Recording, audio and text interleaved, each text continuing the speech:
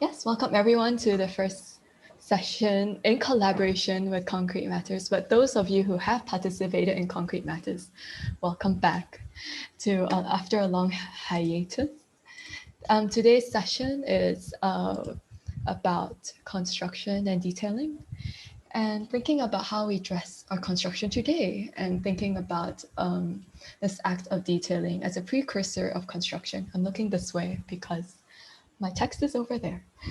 Yeah, to set foot on the very stuff of our designs, the tectonic notion of our design environments begs deeper investigation of the choice of materiality, joinery systems, and eloquent solutions for developing feasible, honest, and original designs. So I invited two speakers who have been doing this. I mean, it is a very core of any sort of construction work, right? Within the context of any form of architecture or interior design. So today we have Kent Mundle. Hi, Kent. And we have Wesley Ho representing Napp Studio.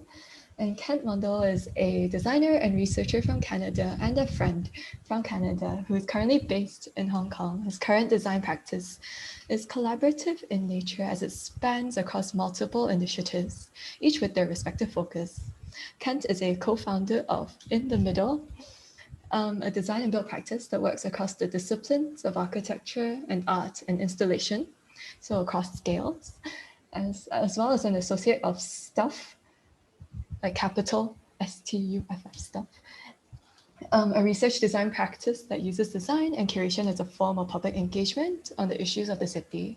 He's currently a researcher within Rural Urban Lab, previously known as Rural Urban Framework, at the University of Hong Kong, which design and built interventions as a form of research on territories undergoing processes of rapid urbanization. Currently, I guess working with Mongolia as the site, right? Wesley Ho here is from Napp Studio and Architects, which is a design office that works across scales between space and object, from architecture, interior, exhibition, to furniture and product. I'm a big fan of your exhibition work as well. As architects, we approach design subjects through series and layers of rigorous operations, for example, social, formal, practical, structural, and environmental, which are translated in all scales. So they won a bunch of awards, from Hong Kong Young Design Talent Award to exhibiting in the Venice Biennale, UABB, which is like the Hong Kong Shenzhen Urbanism Architecture by City Biennale. It's so long, this title. Every time I like stumble. And yeah, so these are our two speakers today. So on to you, Joyee, to introduce the structure and the format. Hi, Aron. I didn't realize you're here. So Aron is here as well. Hi, Aron. Hi. So Aron is part of Napp Studio. So thank you, Clarissa, for the wonderful introduction. So my name is Joyee. As you all have know me, so I curated Concrete Matters last year. And so this year we are proud to announce we're going to curate another 15 sessions. So tonight is the opening of the first session, the 16 sessions. So just a bit of background for Concrete Matter and the format. We will discuss mostly about architectural ideas, and we'll share this platform with two speakers. So the first speakers will present their work in 30 minutes. So during the presentation, please don't interrupt, but you may type your questions into the chat. So after the 30-minute presentation, we will invite you to come and ask the questions, or alternatively, we, the moderator, we will help you to ask the questions to the speakers. So after that, we will have a 5 minutes break, and then we will followed by the second speaker's sharing, and then followed by another 30 minutes of discussion. So after that, we'll leave about 15 minutes for any more Q&A. All right.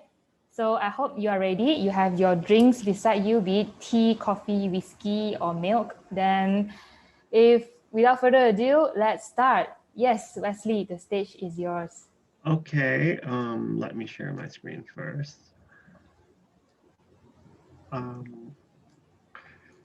So we're in Napp Studio. We kind of started our own practice like in 2016, I think.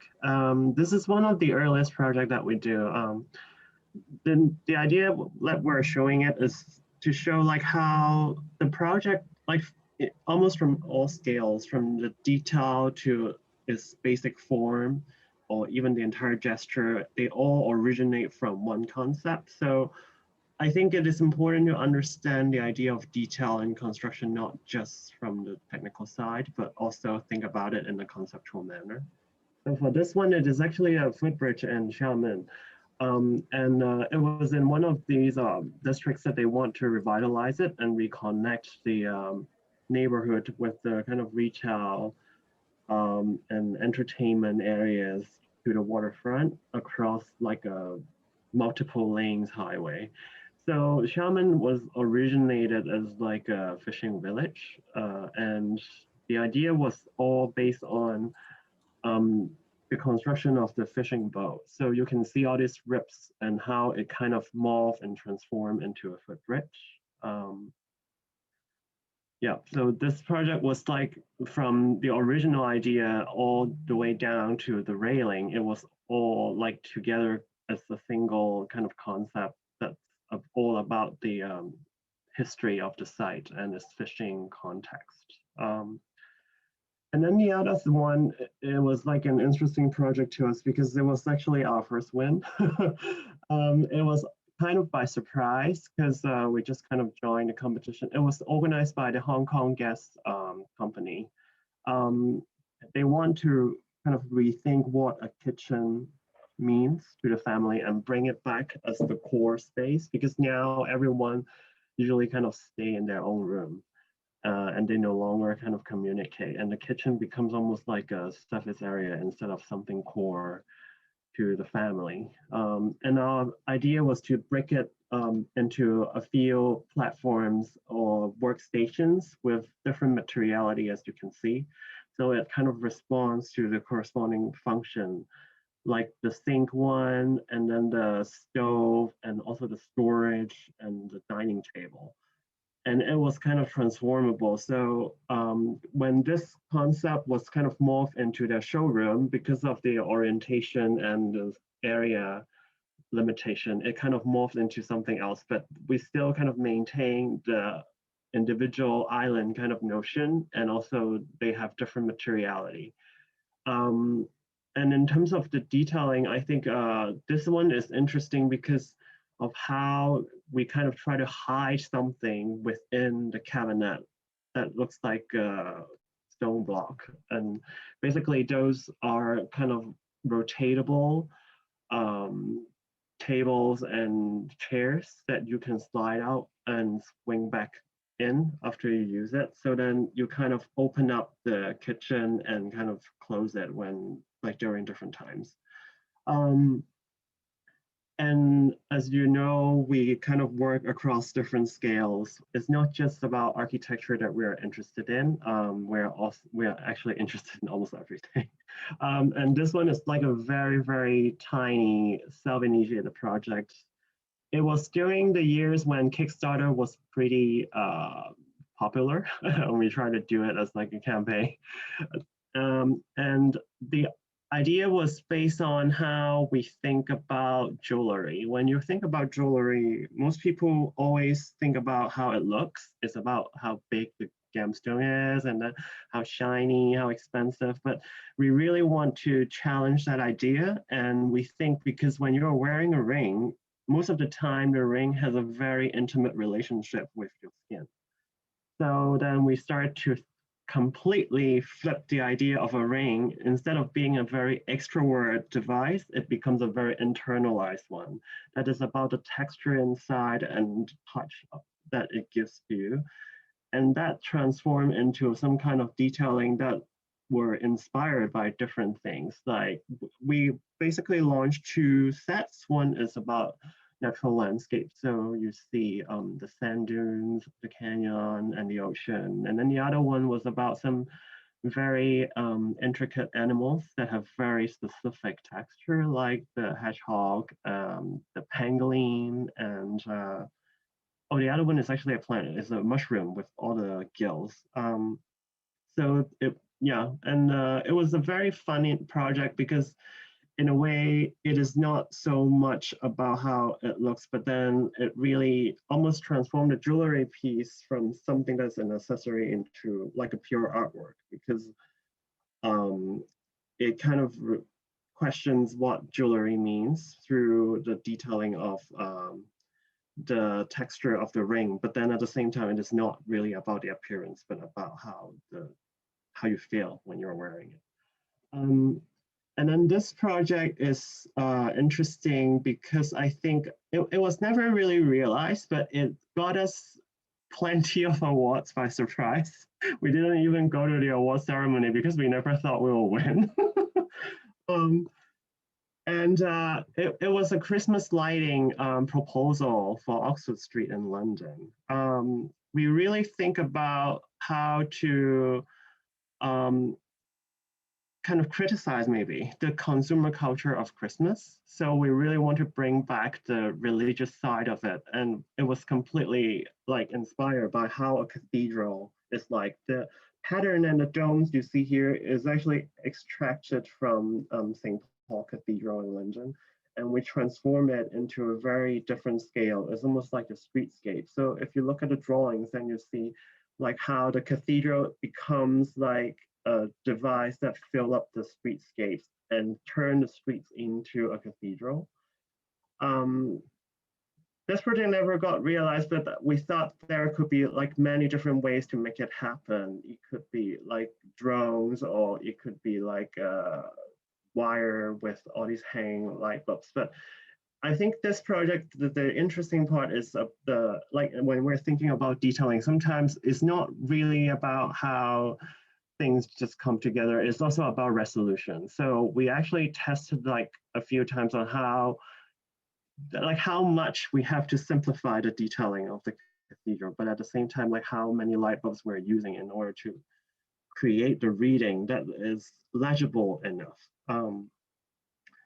And then the other project that we have is the Golden Gate, which is kind of similar. We always play a lot with the typology, but then we try to transform something that's traditional historical into something that we think will be contemporary through a very abstract language, which is highly architectural in our kind of thinking. This one, it was all about these kind of grid systems that transform a traditional archway, like the Chinese gateway, into the entrance piece for a Chinese market. And then we kind of deploy the same systems into another show, which got realized, but this one, it was a very different scale and the time constraint was really limited. We basically need to do like, the construction period is 1 week. So because it was between the British Council, the UAL, and also Tycoon. I think there's so many parties involved. So the venue keep changing, and at the end, we finally fixed it, but then the scale changed a lot, and then we have to kind of almost redesign the whole thing and do it in a week. So we thought about like, what could we do? And the theme that year was about the living condition of Hong Kong. So we were thinking about something that can be fabricated super quick. It's almost like all these prefab, ready-made pieces, which is like these hanging wireframes that you can find. Usually people do it in like a local stationery stores or like a local retail that they could just hang random stuff on it. But we used that as the material, and we created this cage home situation here. And what is interesting about this is how we abstract everything into almost like a skin that wraps around everything within a basic unit that have the living room, the dining room, the bedroom, and the bathroom. So then you really start to feel how much space you have within that footprint after you extract all the belongings and furnitures and fit out. And this project is interesting in a way that many people, we find out they're actually super sensitive. Like even they have no backgrounds from design, they're super sensitive to scales. Like they can immediately tell based on all these different shapes and boxes and proportions what it actually means. Like, oh, this is actually a shower, and this is actually the toilet, and this is actually the kitchen station. Like they can tell, even the kids can tell, which is super interesting to us. And then this one was another exhibition for the Hong Kong Institute of Architects. The location was in Mills, and we really tried to make use of the entire atrium space that they have, which is the height. But what is interesting about this one is how we really try to minimize the amount of details and materials because the budget is super tight usually, but to occupy such a huge space, then you really need to think about how to create the moments for like Instagram, which everyone concerned about, and like how to create like a iconic moment maybe. And the notion was about how you use these fabrics because Mills used to be a factory for textiles. So it kind of relates back to the site, but at the same time, we're using that to create like a roofscape that turns almost like a traditional Chinese roof into like a gable roof that was highly westernized. But then how these kind of morph into each other turns into like a roofscape that sort of speaks to the various typology we have in an urban fabric. And that was actually the theme of that year exhibition, which is the cityscape or fabric, something like that. But because of COVID, the other thing that was interesting about this exhibition is how we at the end actually need to flip the entire fabric inside out because they failed to get the the public temporary kind of entertainment license or something like that. And then people cannot really get inside it to experience it. So originally the boards were printed on the inside. So when you walk inside, you see all the different entries and winning proposals. But then we have to flip it inside out and you kind of experience it on the arcade and around the atrium. But it was fun because through the same detail and by flipping one element, you completely turn the entire project inside out and it becomes something fully different.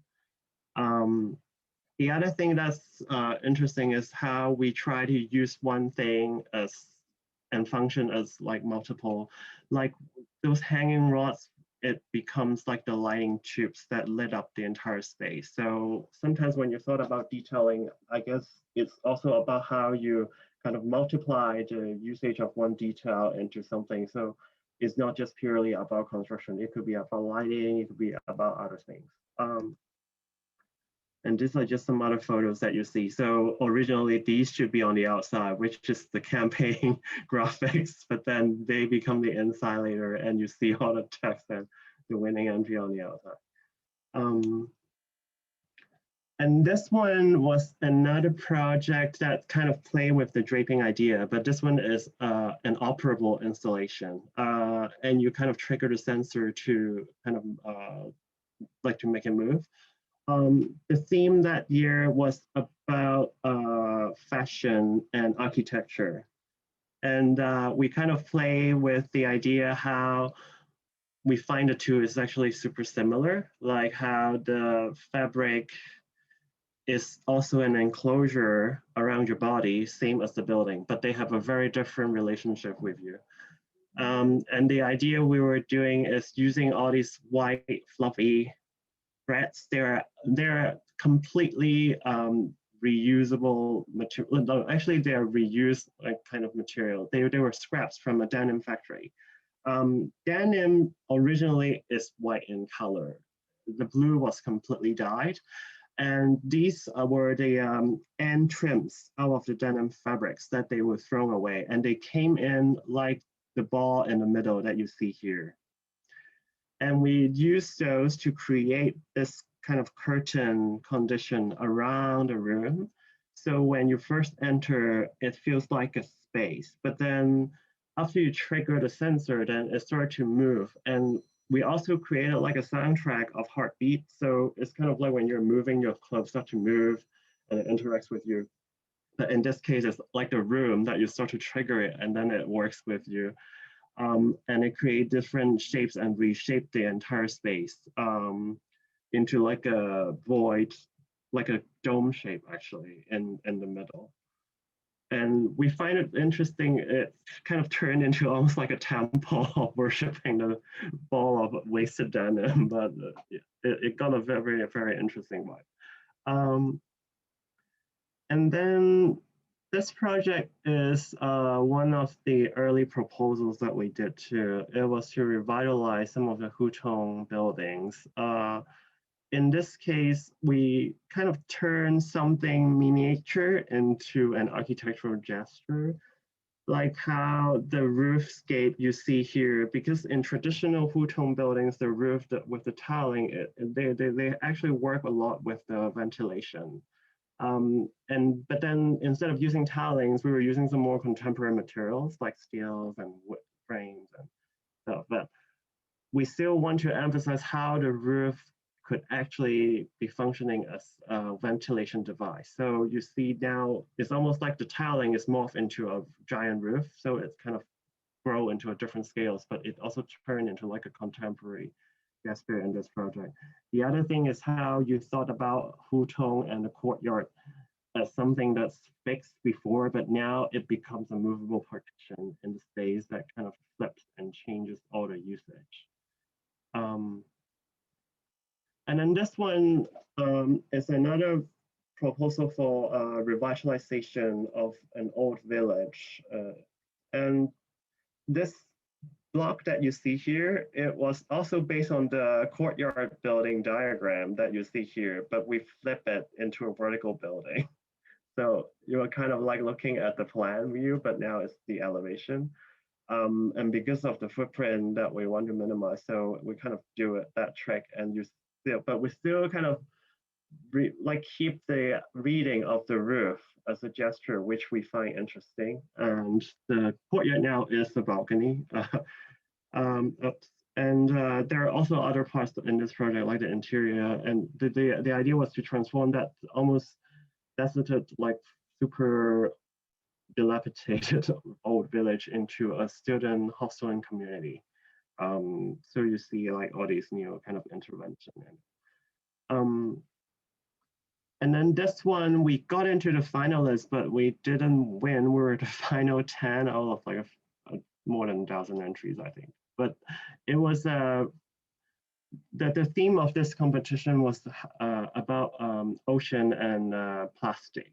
So we were using literally the most common kind of plastic waste, which are the plastic bottles as the building unit. And we recreated an ocean of plastic to make the statement. And because plastic bottle itself has different colors, so we did a few different visuals as our proposal to kind of relate back to the context. Like you see here is the French flag, and then we also did like a rainbow situation there. And for New York, it was almost like merged into all these signage and lighting in Times Squares. For this piece, the detail that we did was using how we use the fishnet and use that to, because when you know like how the fishnet put together, they have that weaving intersection. And when you have a way to drape it down, then it kind of traps the top of the bottle and hold it in place. So when you have so many of it, then it kind of locks them into position. This was the idea, how you can create something that's highly, almost like basic, but create something that's very experiential. And when this one was our first exhibition for the Plus Museum, the theme was ambiguously yours. It speaks about how the gender identity of Hong Kong pop music culture. And what's interesting is how the curator find out the gender identity in Hong Kong pop culture during the maybe like early 70s or 80s is actually more fluid. Like when you think about Leslie Cheung or Lorman or Mu Yim Fong, those kind of famous Hong Kong singer, their outfit and their identity were extremely flexible and fluid instead of like how it's almost like we are kind of getting backwards when we have very fixated image of gender and outfit right now. But so this kind of this exhibition, we were trying to use lighting as the main material. But then when you're using lighting, then it's almost like you have to subtract everything else to really make lighting as the focus. So you see like how this imagery under the display box and how the different kind of theatrical lighting sort of created different textures on the space, and how we use a lot of different materials with different translucency to create different lighting effects and make it a little bit vague but atmospheric to create that reading of ambiguity in the space. And for this wall, it was actually one of my favorite, the lower left corner, because it shows like all the different city magazines cover that features different singers in different periods. Is actually laid out as a timeline. And the way we kind of hold those in place are through like a very thin top and bottom layer of plexiglass that fold together, and then they just clip all these magazines together and organize them into different timelines that you can read as a wall. And this one is another M+ exhibition. But then the scope that we were doing is only a pop-up stores for like a fictional character for Simpson Young's exhibition setup. Simpson basically is the artist who did a lot of soundtracks and set design that you kind of experience, and he questions a lot about political and social values stuff. But then he in his exhibition, he actually created this character. So we kind of bring a color palette and the space down to the pop-up stores for souvenirs in another level. So you see all these different crazy colors going on. Yeah, and that project is all about like, it's almost like a, what do you say, the powder room, or like the like when you try to get your makeup done before you get on stage kind of situation. Green room. Oh yeah. And then this one is one of our interior projects for a home. And this has a lot to do with materiality, and we basically play a lot with wood. So you see the different articulation of wood materials and how like how diverse it could be. Like this one is, I think it's hand dyed, if I remember it right. And then this one is a cylindrical extrusion shade out of bamboo, I think. And then all these, and when we're doing interior design, we also like to think about it not as like a decorative thing, but so it's always about how you articulate different volumes and it comes together. So like when you look at the corridor, you see one side is almost like a box out of one material, and then the other side another box, and how you kind of walk through that, and you kind of, you know, almost like passing through these in-between volumes, so they become highly architectural instead of just like a flat surface. And this one, it was a temporary project in one of the clubhouses in Hong Kong, South China, I forgot the English name of it, but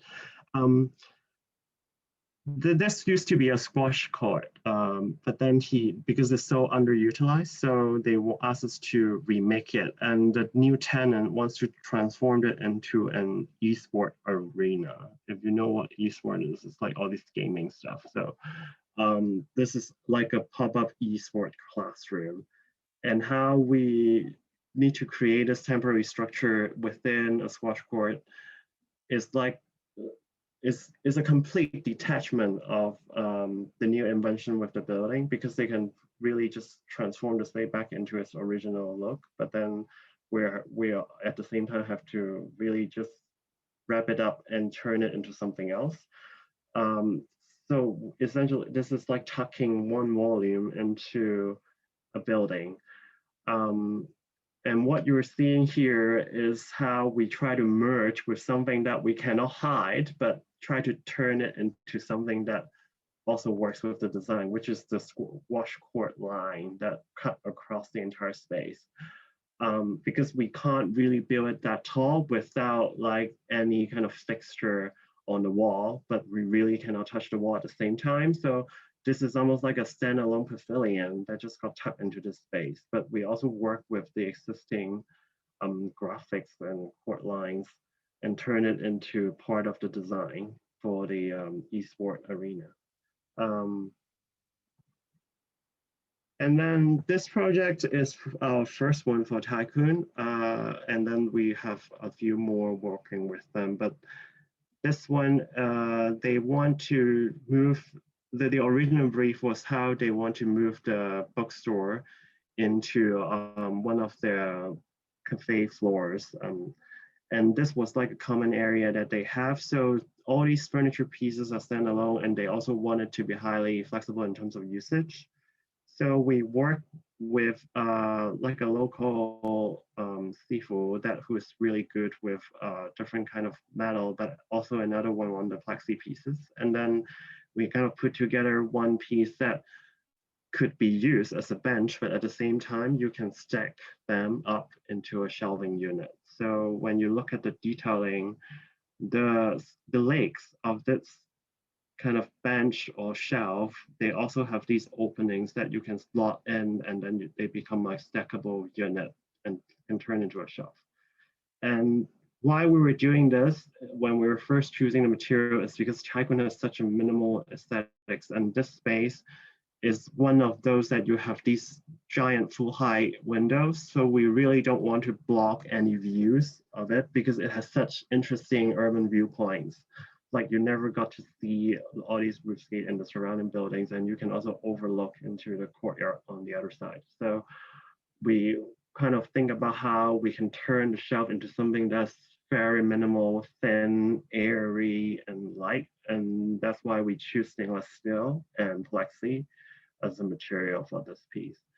And when you look at it in more detail, you also see like the plexiglass that we also do like a thick roof line there. It was not like just for aesthetics. It was actually a roof line that you can fix another piece that we created. We have created these kind of shelving stand thing that tilted stands that you can place the book on top, so you can see the book upright like these guys, and they are slidable.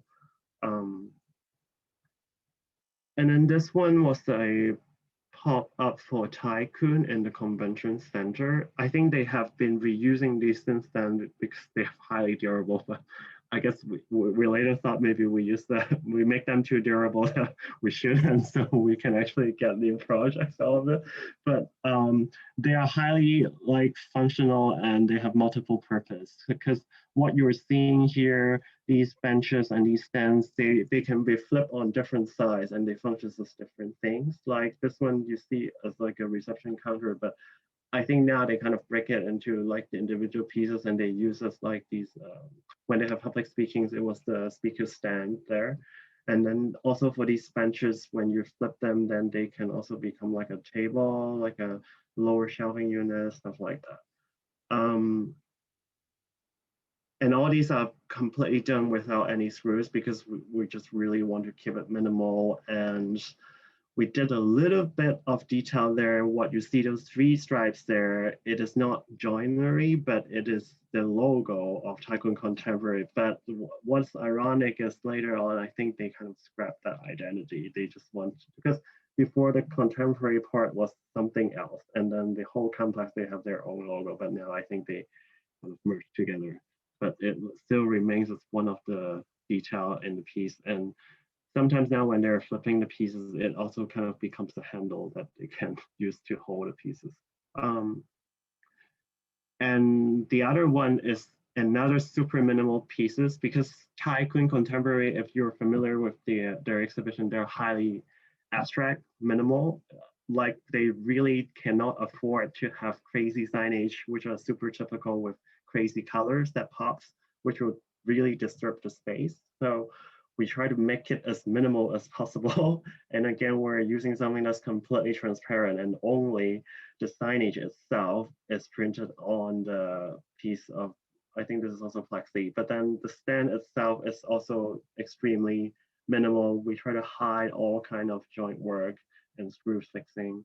And the other pieces that we created is a cast concrete piece that they can place on different artwork stands or tables.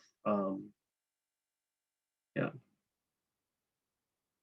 And then this is another signage design that we did. It was for the Heritage 1881, which used to be the Marine Police headquarters in Tsim Sha Tsui. But now it was turned into like a boutique with some restaurants and luxe retail down beneath. And what you see the buildings here, it was like it is the boutique hotel, which used to be the police station. And I think some of it is actually the residence for the Marine Police. But the color you're seeing here, it originates from the logo, the branding of the new owner. Which is the FWD, which like in the company. But then the language that we were using are these arches, but because when you're doing arches and it's cut out of a single piece of metal, then it is not really structural. So what you're seeing here is how we try to translate something that was 2D, because as an arch is actually quite 2D, it's not three-dimensional like a dome, but turn it into something three-dimensional and self-standing. So then we start to think about how we can do like a cross interslot idea. But then we did the test and it doesn't work because of the height of this metal panel, unless we make the panel very thick, which we also don't want because we usually are into stuff that is very light. Then you see these diagonals added in, which also becomes part of the expression of the piece. But it kind of gives it some kind of characters on two sides. And also we did the cutout of the logo on top. So you see the kind of shadows and how the two different colors of material overlay. So when you're looking through the green, you see the orange, which is kind of how their logo works too. And this is one of the almost most minimal piece that we did, which is called a sheet of straw. And it was out of a single panel of, I think it's a copper. And how it got translated, well, we originally designed it as like an origami piece. We just folded it out of a paper, but then it becomes something more challenging than we thought, because metal has a very different material property. When we were asking a local super experienced, we work with a super experienced metals master, Sifu, Lei Sifu, and then he is super good in it, but then he also finds it challenging. And because we are only doing like a few pieces, he can't really use real mold to do it. He really needs to fold it, well, like with machine, but also hand and hammer. And when he was doing the first piece, which I didn't show here, but it actually becomes almost like a jello, because when you're folding the metal, it doesn't fold like that.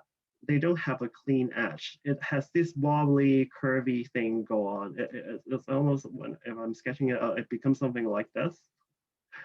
And you can't really do anything of it because the metal got stretched. It actually has that kind of durability and malleability that it changes the shape of the piece, unlike a piece of paper when you're folding it. And at the end, how he did it, we're still using a single piece, but you see all this iridescent color underneath. He actually needs to heat up the piece when he is kind of folding it and hammer it, and then it kind of morphs back into this kind of clean shape that we want. And that's how it was done. That's why we don't want to hide the process here, because it was such a special moment that when you see underneath the chair, then it's almost like the history of the piece. And we try to just keep it exposed. And also all the fingerprints and stuff that you see here, we didn't clean on purpose. We think it kind of reflects the production process of this piece, which gives it a more like a humanistic touch.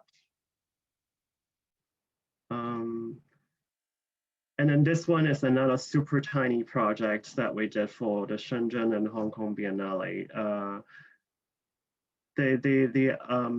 Well, we call it the Frozen Mountain because that year, I think it was about the notion of urban and rural, and one of the most popular assets in Hong Kong is it is a super dense city, but at the same time, we have a lot of green area and country parks. So what you're seeing here are 6 country parks that like the mountain shape of it. And then we kind of turn it into the ice mold.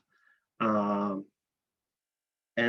it was a very, in a way, poetic because we kind of extract that into enough resolution to make it into a silicon mold, and then it turned into ice. But what we want to tell as a story is when you see the ice itself as the country park, and then you, of course, you will use it somewhere, or it could also melt in a drink or in air, then it kind of gradually goes away. It almost speaks about how, like the fragility of nature and the country park resources that we have.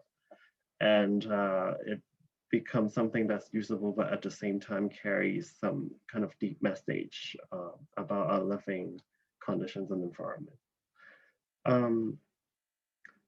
And then this was one of the latest project that we worked for with Chai Kun. It was very ad hoc and different from previous one because the venue, or previously in all these years, it was in the Contemporary Museum. But this year, because of COVID, they can't really get the permit to do it in the museum. So they were using all the empty tenant space within the complex. So it was scattered around the site. And at the same time, they also don't know like whether they will have like the date confirmed or the venue. So all these pieces, they want to keep it very low budget. It was from the existing stock of furniture in the storage almost. And the other pieces were, some of them are rental. And we kind of put together all of these as building blocks and create different kind of booths for, I think, like around 60 publishers who are participating in this book fair. So each of them get their own spot.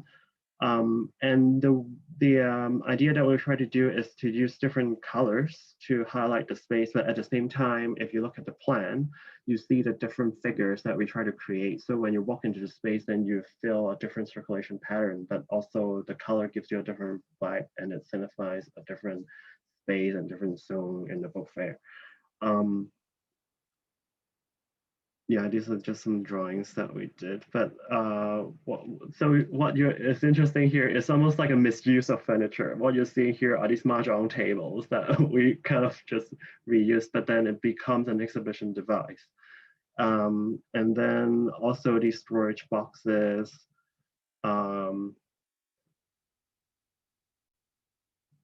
And these were some of the existing tables that they have, and then we kind of rearranged them into a neo-spatial organization that becomes the design instead of really designing the piece. And this one was the entry booth with all the leaflets that they have. Yeah, I think that's all. That's what we want to share. Yay, thank you. Sorry if our chat room interrupt you over there.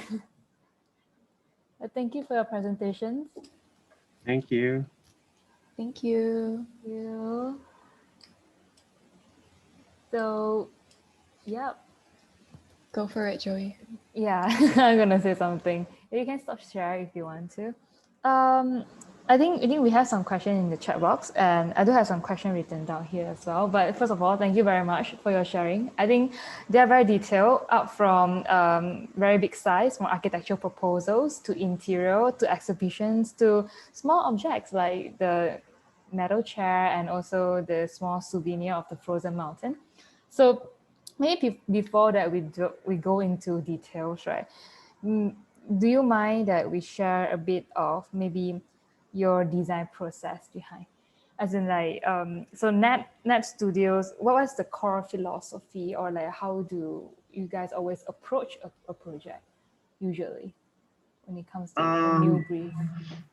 Well, when we were looking at the brief, we do have to think about what we really want to do, because sometimes I think when you really try to devise like when you're doing very heavy research and trying to find out what you do, you will never find anything because you're just completely lost in the amount of information that you get. So in a way, we sometimes, after we kind of read the brief, we at least would kind of sketch out like what we want to achieve formally or in terms of material. And then we use that as a starting point to test the ideas. And if you look at the projects, we have different like we do have a few different main categories, like main pathways that we usually like to take. One is taking existing typology, and then we try to use a new language and material to interpret it, like the arch you see, the gateway, and then the other one would be like formally speaking, something that's interesting as a form and gesture, maybe like, I'm not sure if we have shown any though in this presentation, but we do have something that have a very strong, if you look at our website, maybe formally interesting as an idea, but then, that's was the beginning of the project, and we kind of try to refine it based on the brief. I don't know, Aron, do you have anything to add? Yeah, Aron. I guess we start every project differently normally, but we do have a very clear concept. Some sort of like only with one line, we always distill everything to the minimal. We get rid of everything basically to purify the idea as well as to cut costs. That's a very important point. And then we work with the practicality. We fulfill. I mean, we were trained as architect, but at school we really take a serious brief. But when you come to the reality with clients, fulfilling the number of tables, for example, for books, that's already the main task you're talking about.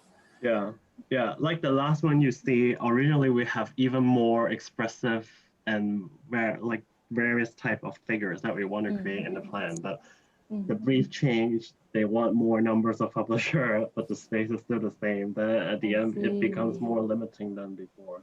So it got subdued a bit, but then, and that's how we also start to think about, oh, maybe we do have to use the color to differentiate the different spaces instead of just formal layout. But I guess as architect, we do appreciate I think primarily we do appreciate the use of form more than colors. And also we appreciate materials more than colors, because colors in a way could be very subjective and it's very superficial. Like you can just apply whatever, it's almost like you just feel everything, whatever color you want. But for materials and space, you do have to work with the limitation, how people experience it, how people circulate, and how the different materials come together, like in terms of their material properties.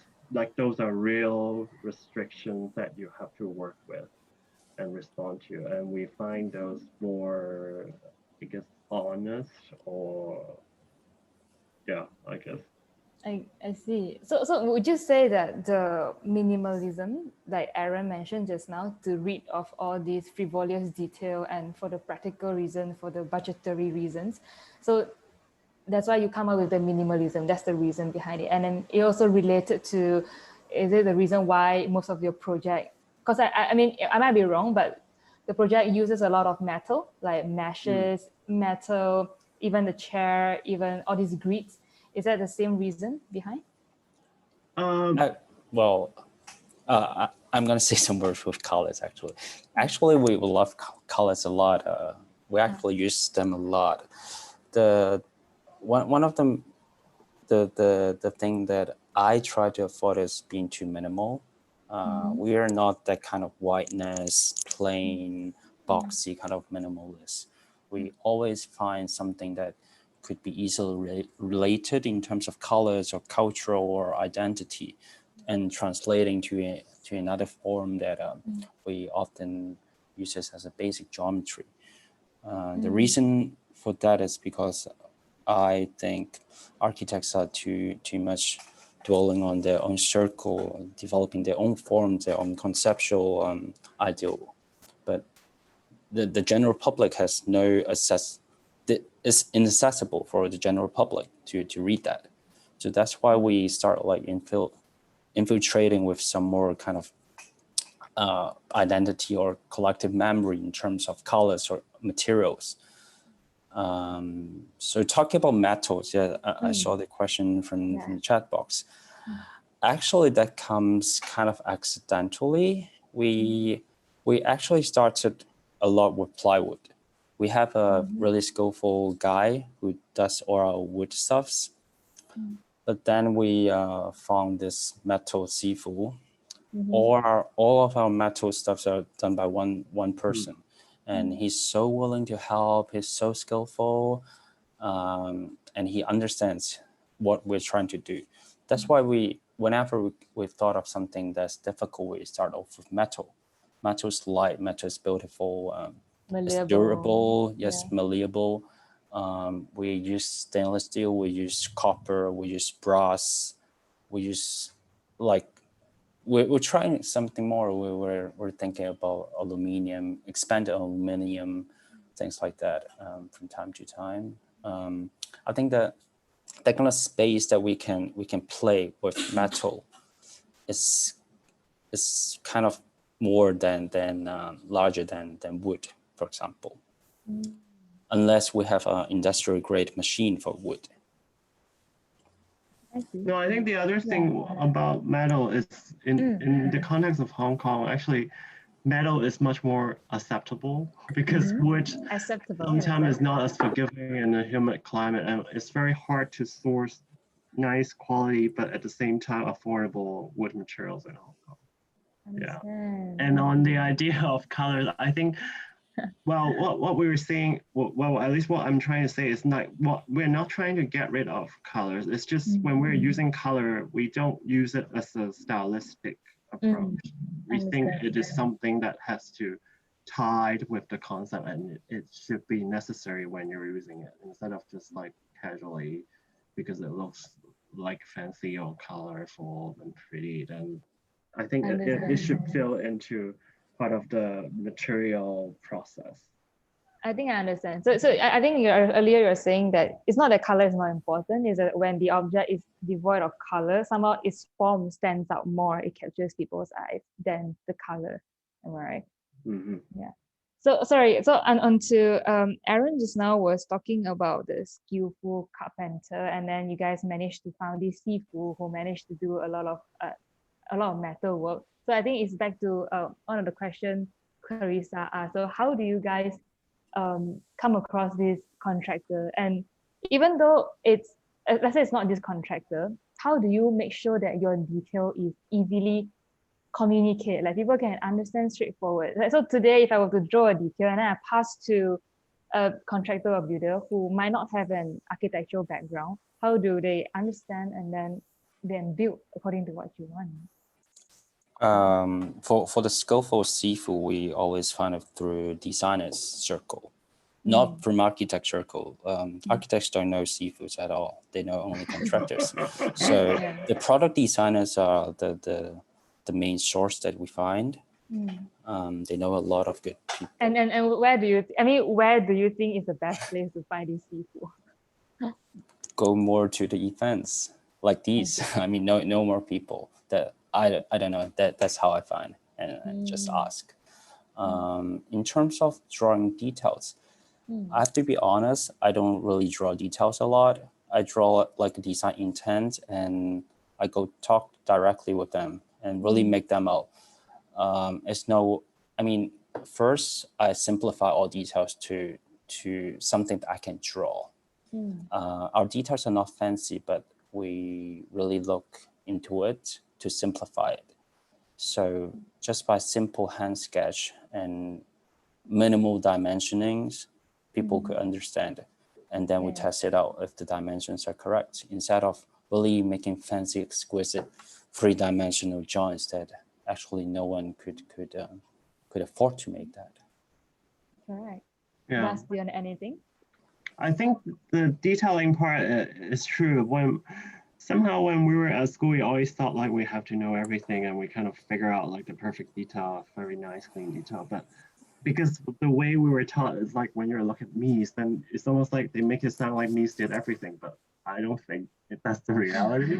You probably talk to the contractor, and the contractor proposed the detail, and he revised with the contractor so many times to make something that he wants. So communication is key, and for technical detailing, for sure, the contractor is going to know much better than you because they are really the builders. Like for all the projects, like I've worked on curtain wall stuff before and stones, like the kind of fixing detail, the variety, they have done it so many times with different materials, and they definitely know better than you do.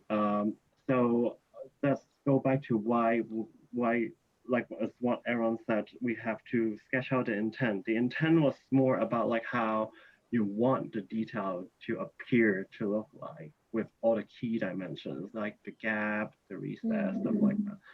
But at the end, how it constructed into something like that, you really need the contractors to help you to figure it out based on their experience, and also the materials that they actually have, because not everyone have the same kind of material and stuff that they can work with. So yeah, you just need to talk to the contractor.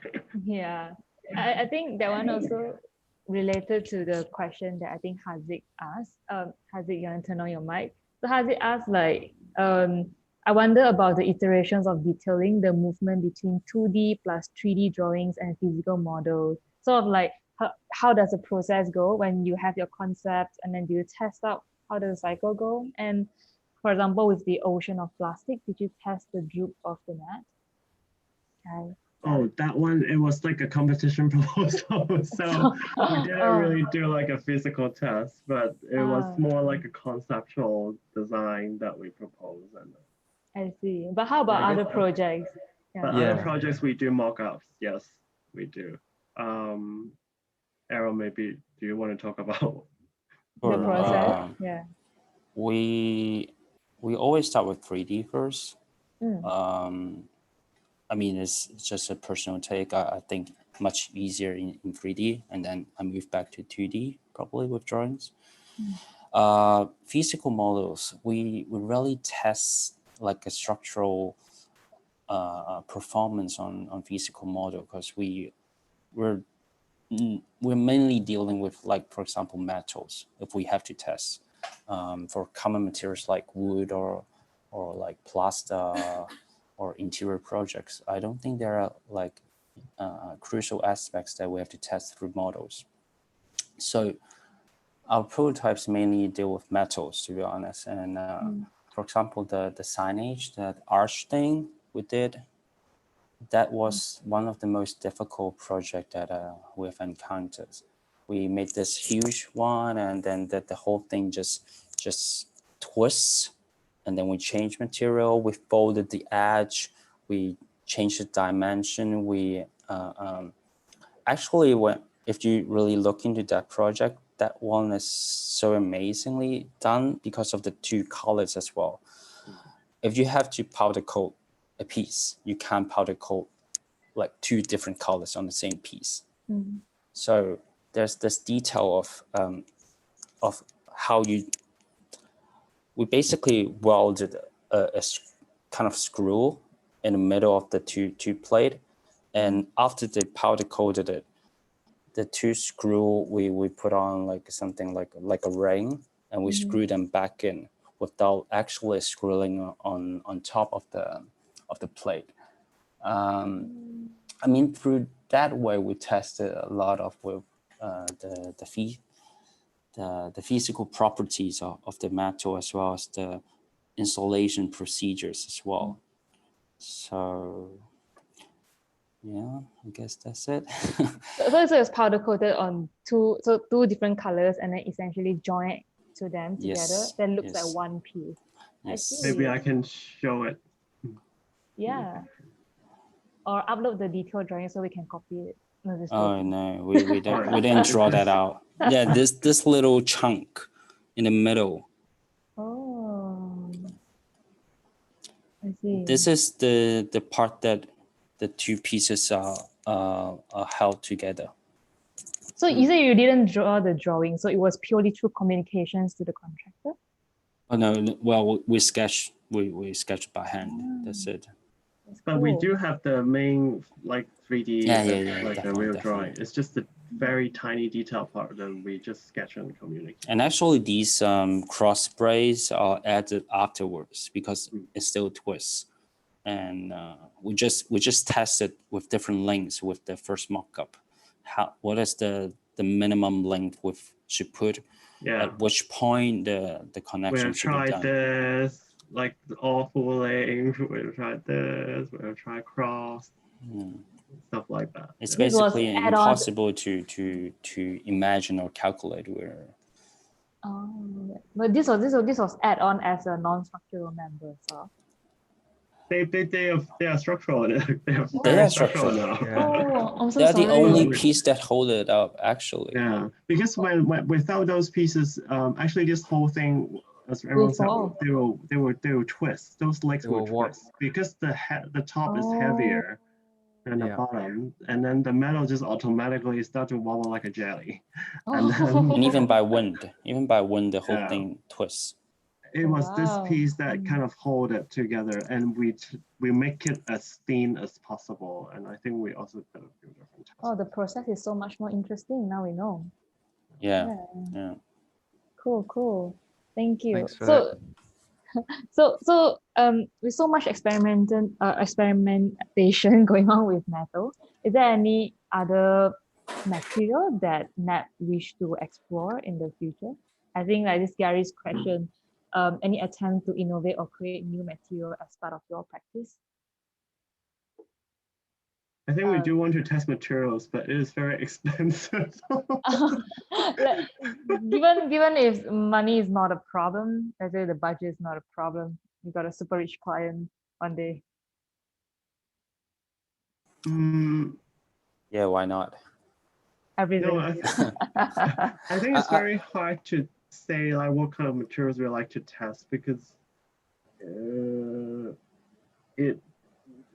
materials, it really needs to tie back to the kind of projects and what kind of Relationship, space, stuff we want to create. meaning.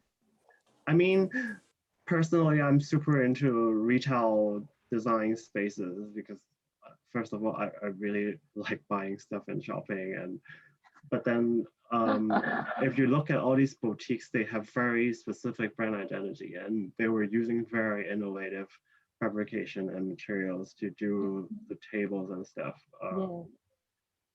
They also try to mimic something else out of something, which we find very interesting.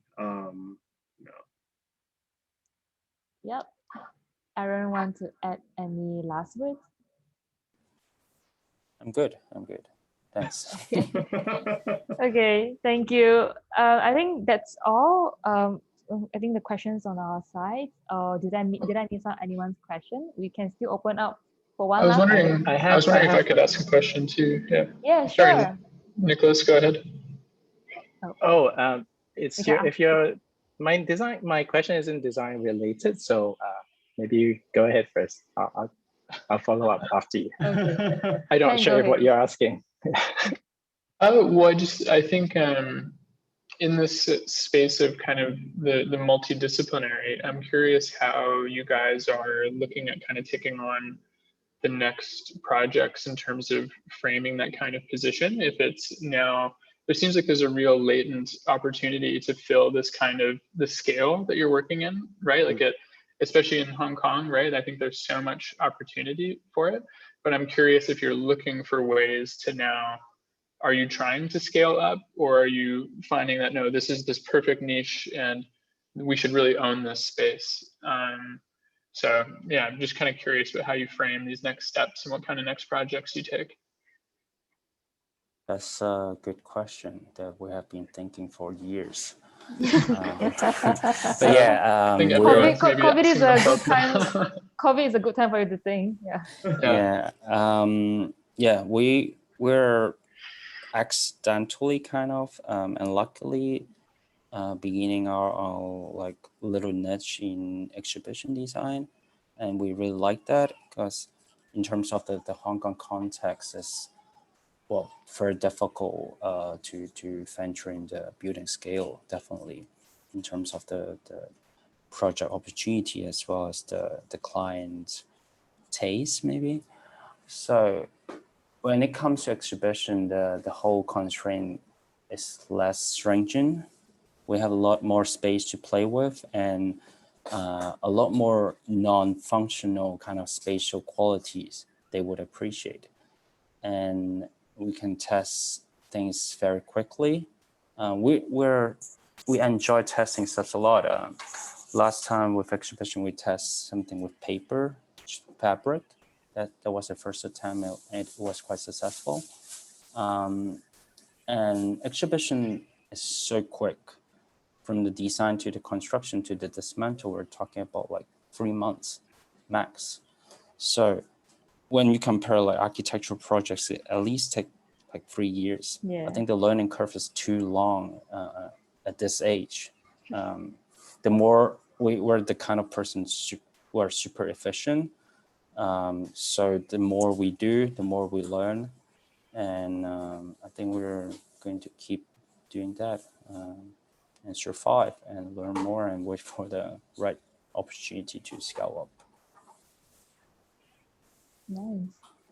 Yeah, I think deep down we still want to do a building, but it's just like we're also not trying to force ourselves too much to kind of grab those opportunities, because we feel like maybe it's not like sometimes when the client actually finds you themselves, it kind of moves things out a bit instead of you trying to pitch them, because they already know what kind of work you do and they really appreciate the methodology and the outcome that you have. So it's also a matter of trust.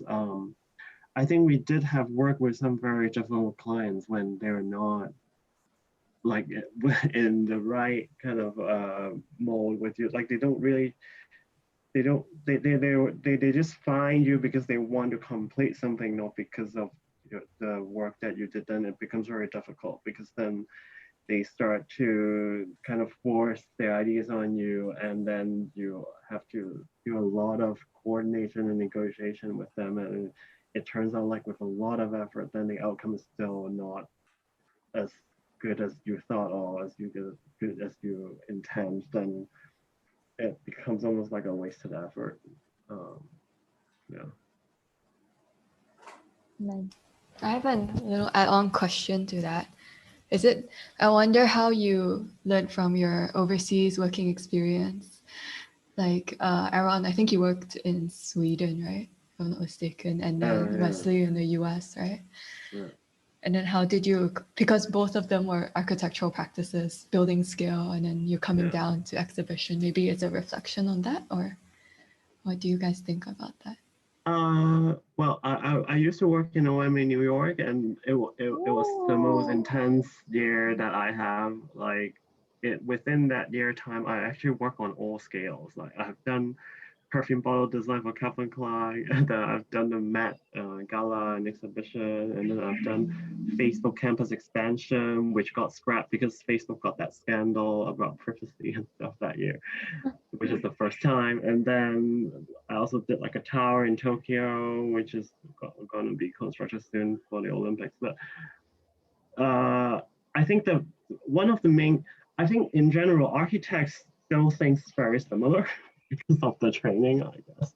But the client does approach the projects very differently.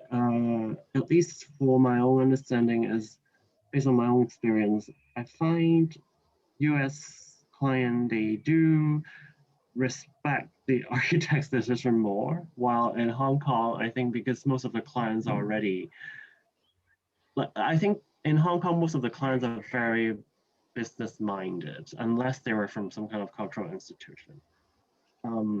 So they like, for those business mindset people, they do always think they know everything better than you do, because they think design is just a matter of packaging almost, and they don't. And that's why they would have a lot of comments on how you approach the design, why your design is like that, does it generate the most profit, stuff like that. But at least in US, I felt like they concern less about those issues, and they're more willing to work with the architects to find alternative solutions. But in Hong Kong, it's less so. But that's also because the context, like the Hong Kong building regulation, is so restrictive that it almost prescribes a design for you, and then you ended up just like dressing up the building instead of really designing it. Yeah, I think that's one thing that Anything you want to add, Aron? I think I actually started exhibition-related stuff. Actually, in Hong Kong, I was working in M+ building before going to Stockholm. That was the start, actually. So responding to Wesley's comment about Hong Kong's regulation, actually, we were the one who tried to fit into the regulations while maintaining a certain standard of the building quality without sacrificing too much. I think there are rooms, but difficult, but not like a doomed reality yet. But talking about Stockholm, I think that was the time that I really looked into architectural design, because we were working on small villas, actually all prefabricated CLT buildings that is erected at the site in one day. That really opened my eyes. And cross-laminated timber. Yes, so I think they were like the really pioneer, like small scale firms. I did like a few houses back in 2015. So that was a really nice, extremely nice experience, because I had the opportunity to design and get it built right away in a relatively short time. So this really hands-on experience and almost real-time spatial testing is so crucial for my practice now, because back in Hong Kong, the development is often so big and so long. The M+ is not even open now. So soon. Come on, guys, let's inject some optimism into this end of the conversation. But yeah, thank you so much, Wes and Aron, for your wonderful presentations and the conversation. Didn't Nicholas have a question? Yeah, but Nicholas, your question asked now? I have an yeah. Go I for do it. have a question, maybe just quickly. Quickly. So Yeah, my sure. question is actually targeted toward your smaller projects. Wesley, earlier you said that when you were designing the stools or benches or the furniture system for Tycoon, you mentioned that you designed it too strong and you wish you had not, because then you get more projects, right? So I was wondering, were the licensing fees or royalties was ever discussed amongst your team, to apply to have that in terms of the smaller furniture, or if you have, how it's processed? Okay. The answer is actually no. We wish we have, but we don't have the royalty for the furniture pieces. It was like a one-off project, and I think ideally, like in most cases, I think unless you're a pretty famous furniture designer, you will get royalty. Otherwise, it's very hard for you to argue, because from what I know, even OMA, they can't get the royalty for some of their products they design. Oh. Yeah. Because in a way the client is just too powerful, and they really think like doing a project for us is your stepping stone, and even OMA thinks so, so they don't take royalties. Okay. I wonder if Jindy if you're listening, I wonder if you ever had that problem, because you also run a that's kind of like a furniture, and you do products. So I don't know if you guys, do you guys have that, Jindy? Well, yeah, it was interesting perspective. I guess we always, if it is our own design, we would definitely Patent it. yeah, understand that we have the rights to the design, but whether the client would pay for royalty or not when they reproduce it themselves, it's another matter. Yeah, so that's sometimes there has to be like an understanding from the beginning, and usually if it is just not too a big project, and it's just a one time, you will manufacture it. For us, we manufacture ourselves, so we design and make our own pieces. So it's part of the yeah. So when you sell to the client, we actually put in the design fee inside as a way for us to take into consideration of our time. But usually the design fee is really not much because we spend a lot more time developing the pieces. Yeah, in the end. But I think in the longer run, if you see the potential of the pieces, we can actually reproduce ourselves and we can retail and sell it in other venues. So I think that's the beauty of if we do create our own design, and then we should have the rights to market it in other places. Yeah, that's what I think. Thank you. I hope it answers the question. No, it makes sense. It makes sense. Yeah, it makes sense. Thank you. It's tricky. It's a Otherwise, you just make the details super hard, then they cannot reproduce. That's all. Like you need like industrial grade machines or 10 working skill men to do one chair. Well, technically, China can make anything. Yeah.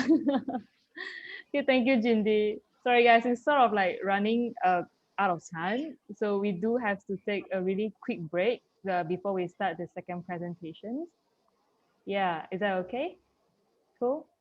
Okay, cool. We will take 5. Yeah, and then we will start with Ken, the second presentation. Ken. Cool. Yeah. Yay. Thank you. Thank you. I'm gonna make some tea. Go for it.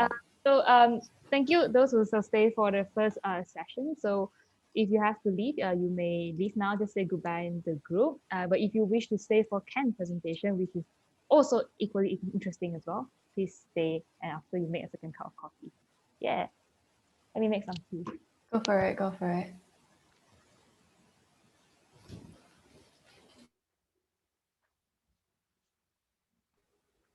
Wes, if you don't mind me asking a question, or were you about to go? Sorry. Oh, you can just ask. Yeah, I was just wondering about the Kickstarter project. Yeah. How did you feel about that? Would you repeat it? Would you do it differently? It is more difficult than we thought. Actually, for the Kickstarter, the difficult part to us is it has so much to do with marketing that we're not familiar with at all. Because as architects, we were trained in making, like we're designing, but then we don't know anything else. And the marketing part is, to me, after doing it once, is the core of Kickstarter, like how you reach out to the audience that you need, and they will actually think they should kind of pledge your design. That is very difficult for us. And at the end, we do need to stretch a bit to, like, through our personal connections and reach out through Instagram, Facebook, emails, like ourselves. And it does take a lot of time. And that's also part of the reason why at the end we we know a lot. Like the project was kind of like becoming a short-term project. We didn't continue it as a brand because it just took us so much more time, and it was like a different beast than running an architectural practice where when you actually have the site and the client, then you kind of do the project, you know all the restraints. But doing products like that is so very different because you are exploring in open sea yourself, and you have to take care of a lot of stuff that you are not just you are not familiar with, but also you might not be interested in, like the business side of things, like logistics. Like when we were doing the rings at the end, when we need to really fulfill the pledge, then we have to actually do all the deliveries, like packaging, sanding, all the logistics stuff. Like we have to sort it out ourselves. It was quite tedious, to be honest. And I think if we are really trying to focus on product design, then it is actually like another kind of realm that you should really focus on, and you have to do it full time. Like it would be very difficult for you to start your own small practice as an architect, but at the same time you're also doing product design, because they are very different things actually. It's just the design part is similar. And so we were actually glad that some people find us to design the furniture pieces for them, because then we have all the stuff sorted out and we really just can focus on the design and the manufacturing part and negotiate with and discuss with the manufacturer and suppliers. Yeah, that makes a lot of sense. Yeah. Thanks. But if you're really interested in product design, I could tell you like what a few kind of people that you have to know. Like probably you should get them as your friends first, so that you can share the risk together. Which includes photographer.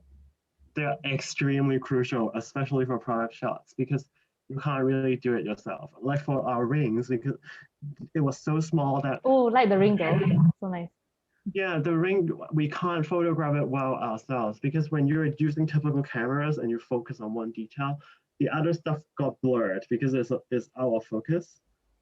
So the way that we managed to do very fine photography of a small piece is actually our photographer friends took so many different shots at different focal lengths, and he needs to overlap all of them together to make a crisp image to show all the details. Right. Yeah. And and they also have all the proper like lighting setup and the photo, like it took a lot of, it's like another kind of specialty expertise that you need. So that is one important thing. Unless you're doing bigger furniture pieces, then maybe you can, like it is easier to get away with when you have a nice space and you can photograph them. But if you're doing small kind of products, then I think you need to get a professional photographer to do it for you. Can iPhone 12 do it? Actually, it's not the same when you look at it, because for whatever kind of photography that we did ourselves, it's still, they were limited to a single kind of focal length. But then for the one that we did, they took so many multiple shots and they overlaid together. So it's a very different kind of image. Like photos, you can actually blow up to huge billboards and it will still work. And then the other thing is, I think you definitely need someone who knows marketing well, because it has so much to do with how you set up the algorithm, like the Google search, the like how you need to purchase the keywords, and then you generate the traffic, and those is another thing that you need to tame when you're doing your own products and you try to promote it. And then one more thing is logistics. When you actually get a lot of orders, then you do need someone full-time to take care of that, and storage too. For rings it's better, but for furniture, it took up a lot of space. Yeah, yeah. Thanks for sharing. Yeah, I guess there's a lot of issues that not necessarily we would want to deal with, is what you're saying, and making sure that you can outsource it to the right people. Yeah. Yeah. You need to know the right people. Cool. Yeah, and for designers, I guess the easier path to do furniture designs might be maybe you really do some exquisite pieces, but you don't think about mass production. Then it's also another story, because then you can really focus on the materiality. But at the same time, the cost for each piece will be very high, and then you are targeting a very different group of audience.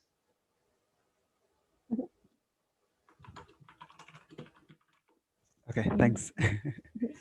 Thank you, Haziq. Thank you, Wes. Okay, our break is over. So hi, everybody. Welcome back. So yeah, Ken, the stage is yours now. You can start. Okay, thanks so much. Thank you, Joyee and Clarissa, for inviting me. And thank you, Wesley and Aron, for the presentation. It was really great. I really appreciated it. And learning so much already about the Hong Kong context in terms of how to get some stuff made. I'm gonna have to send you guys a few emails if you don't mind. But yeah, everybody put their emails in the chat. Yeah, just send us. Yeah. I didn't know the word shifu until today, so that's how far along I am. So I really appreciate it. But yeah. Anyway, today surrounding this idea of construction and detailing, wanted to talk about this idea of design build across disciplines. Something that I think is a nice mix between the Napp studio guys and myself is that we've been working kind of across a range of scales. And so maybe if I speak specifically about this idea of design build, it was something that was kind of like the foundation of my own architecture and design experience was in this kind of space, and something really specific to each of the places where I worked, and then particularly where I'm from. And so we'll speak about kind of just only 6 projects, one that was kind of like foundational, and then each that kind of range across these different disciplines in terms of how design build has been able to facilitate a kind of curatorial practice, a practice in like event architecture or installation, furniture practice, consultation, and then most recently in kind of housing practice. And so each of these projects is a part of they're kind of like eclectic in their positions and in what they're about. They're kind of each a part of these different practices that I'm a part of right now. The first is in the middle, in the bottom left is this kind of design build group with some friends that I went to my undergrad with. The second is Stuff, or the Studio for Transformative Urban Forms and Fields, and it's a kind of partnership with a mentor of mine back in Canada. And it's kind of like a design research practice where we really focus a lot on a kind of like public engagement in design and how design can speak about these issues of the city. And then right now I'm a part of the Rural Urban Lab at HKU, and that's where I'm based right now in Hong Kong. And it's maybe like more famously known as Rural Urban Framework, but as a kind of private practice. So one of these kind of like foundational projects was this sort of a sauna in a forest for one of the a family member of a group of friends that were forming this in the middle practice. And it was essentially the kind of first thing that we ever did together. And it was effectively like an opportunity to learn how to build on the go. Some of us had some construction experience, but it was a kind of learning and process as a kind of project. And so this context of design build in Canada, it's somewhat kind of common for young designers because it was a way to get projects before you have really any credibility as a designer, because people would need a contractor for something that maybe they didn't think they needed design for. And so because we had this kind of construction experience in terms of like building with our own hands, this is us on site. It was then kind of a way that we could like fit design in alongside just kind of getting these small projects built. So like this kind of family sauna kind of project as a first lesson. And then also it kind of speaks to this issue of detailing and construction, because really like many of the drawings that we would make looked much like what's on the left side of the screen in terms of things that we just really sketch on site to kind of figure something out, much like what Wesley and Aron were discussing in terms of this, just talking to contractors. And we would always kind of face these uncertainties on a construction site that would force us to really make like kind of fundamental design choices as we were going. And so this project was really super simple. It was something, as I was saying, we were really kind of like learning on the go in terms of how to build. And there was this kind of like fundamental wrench in the gears that was thrown right from the beginning, which is that this family member that we were building for misjudged where the land lot line was on their site. So we had done all of this design work and then it wouldn't fit at all. And we had all taken time off to come do this project because we kind of had formal jobs at the time. We were going to do it over a couple of weeks in the summer while we were students. And so we really just had to like pour some foundations, sketch a quick plan, and then really every night would kind of redesign and think about the next steps, as well as like learn on YouTube how to build the next part of the project and things. And so it was really like an educational experience, I think maybe more critical than parts of my undergrad in some ways. And so also something that was critical to this was also just in its context, what we were able to build with, where it's kind of in rural Canada. And so the lumber store that's nearby is like really the only lumber that's available.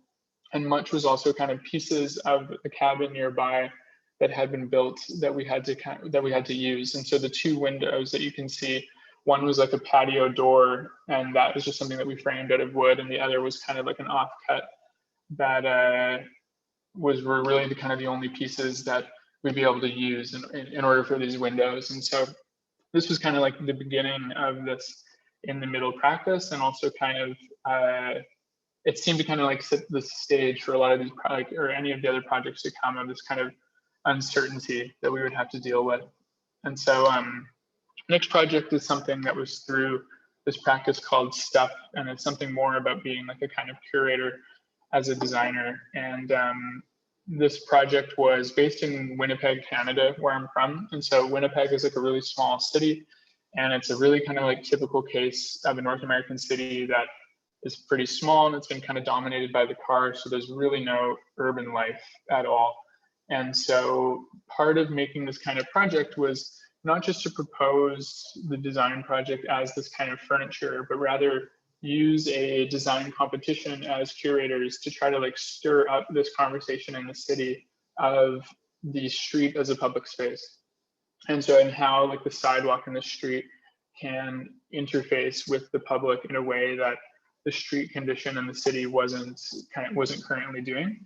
And so we would invite these designers for a competition every year it lasted a couple of years, and we would build a few of them. And kind of like this idea was then to produce this kind of publication to start this conversation in the city on the streets as a public space. And so something that was a bit of like a condition for each of the projects was that this was something that we were really just kind of generating on our own. And so it had to be really quite simple.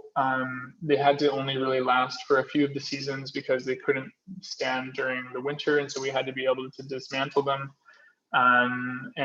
Ultimately, they had to be about providing this kind of interface between the street and the city, and like an alternative kind of landscape or street condition. And so in terms of these kinds of details, some of the things, because we were working with these designers who weren't in Winnipeg, we had to kind of invent some things. And also just in terms of this design build condition, our capacity to actually make the things ourselves was what really made the project possible. And so it was not so much about the design detail, but rather this kind of like larger conversation that the really simple detail makes possible. So in the case of just kind of scaffolding, it's because we could convince a scaffolding company that we would advertise for them and then get the scaffolding for free and then give it back, and then the project gets to happen. And that's why it needs to be this thing, even though the original designer that we were working with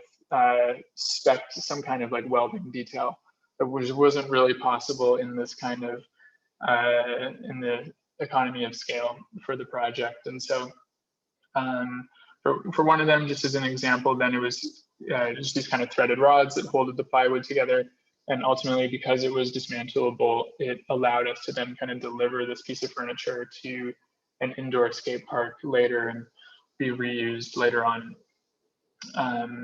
And so, yeah, in terms of this idea of the event architecture, there's this condition in Winnipeg of there's two rivers that run through the city and they freeze every winter. And it becomes this kind of like second city in the wintertime where it's a skating trail throughout. And it is really kind of where much of like any kind of urban life happens, is in this like new city that emerges on the ice. And in recent years, a lot of these new programs have kind of emerged and developed as to kind of take advantage of this new space. And so one of the most significant ones is kind of similar to what we were trying to do with this bench competition. Was another architect and a chef ran a competition to build a restaurant every year on this frozen river, and they would invite chefs from around the world.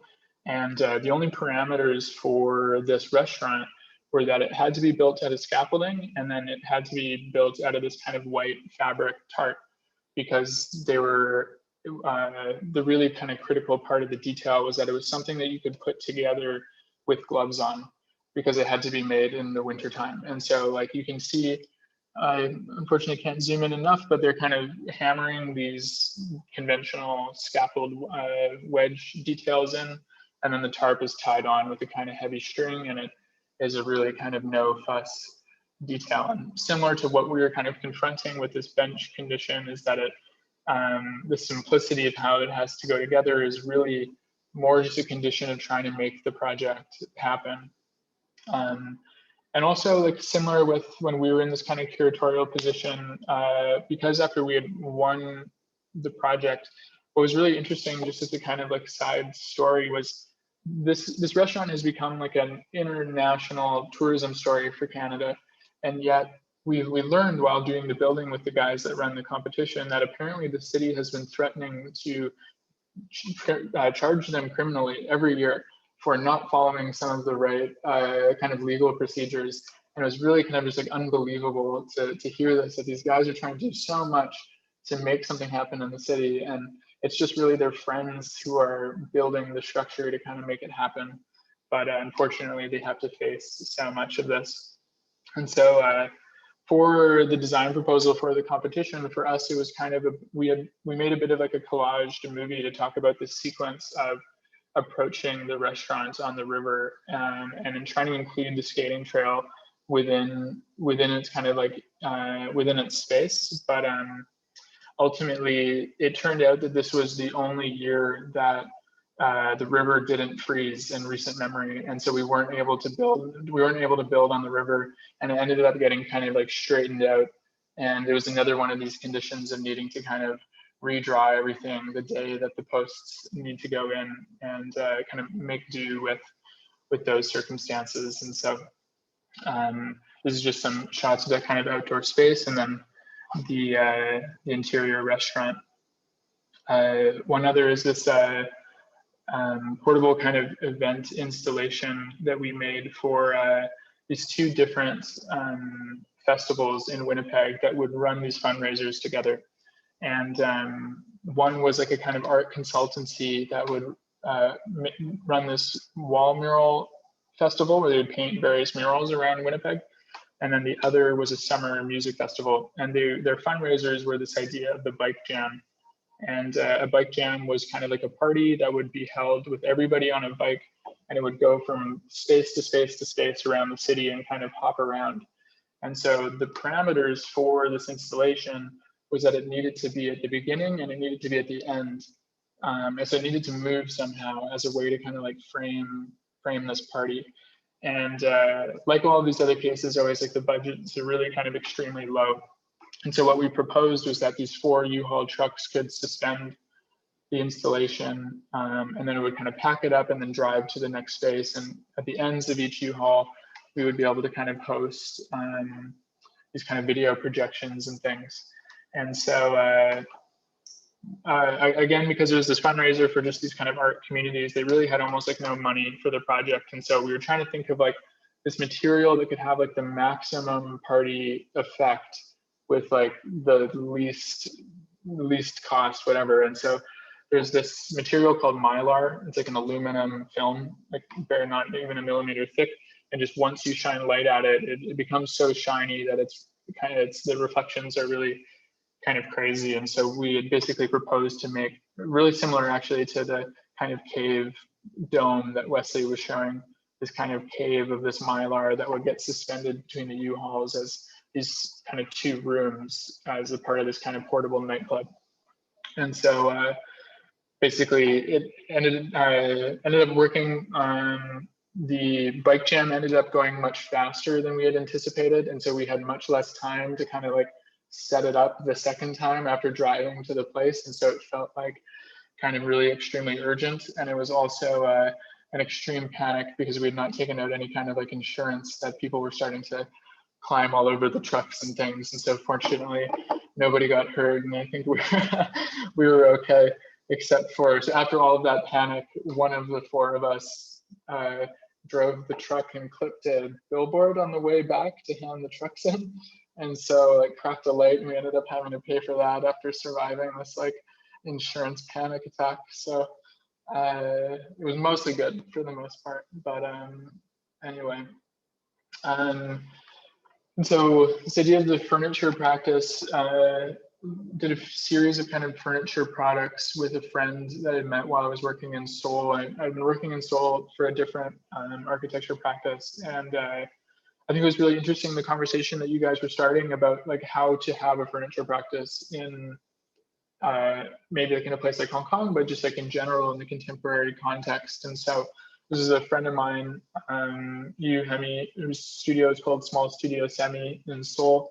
And the condition that these furniture designers would describe, kind of like not dissimilar to what you guys were just talking about, was that they've all kind of accepted that they can't compete with IKEA. So there's no reason to try to make furniture at that kind of scale of economy, or for that group of people, right?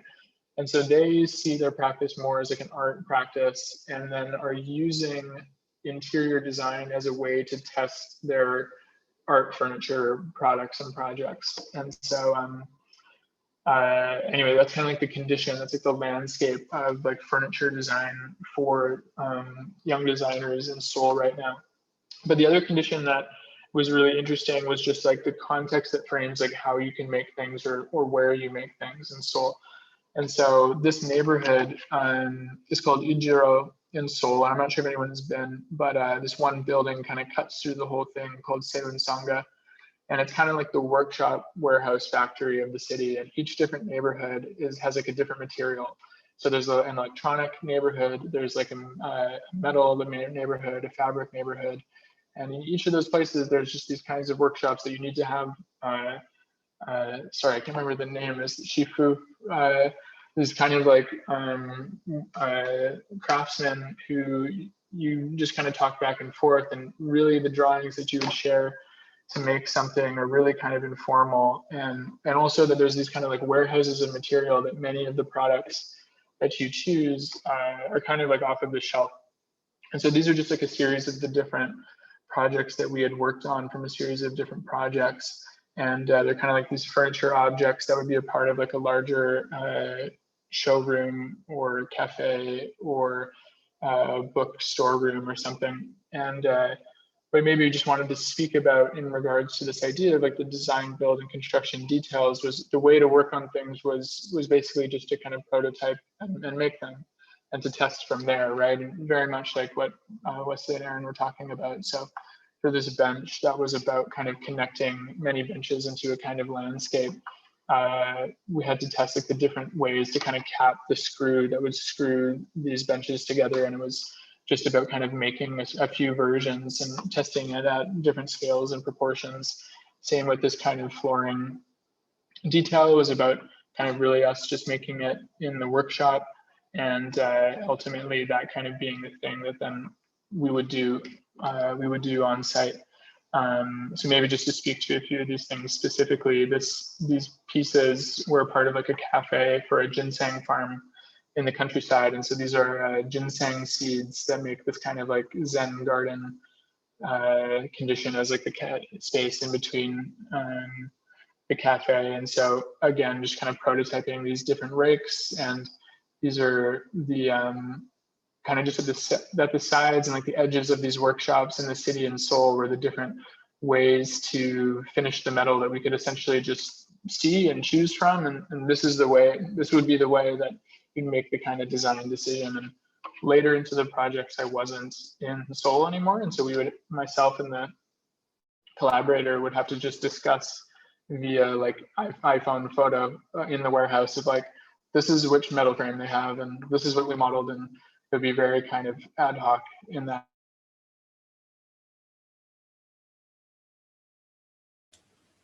Oops. You got frozen. Maybe a bit of like an. Okay. Oh, Yeah, back online. the man is back. You're back now. Oh, you can't hear me? Yeah, You Okay. were lost for a second. go Oh, for just it. a second. Okay.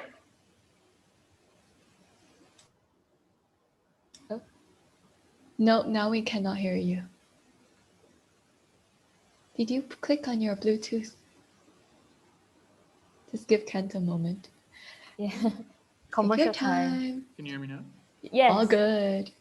You stopped at like iPhone photos, something about that.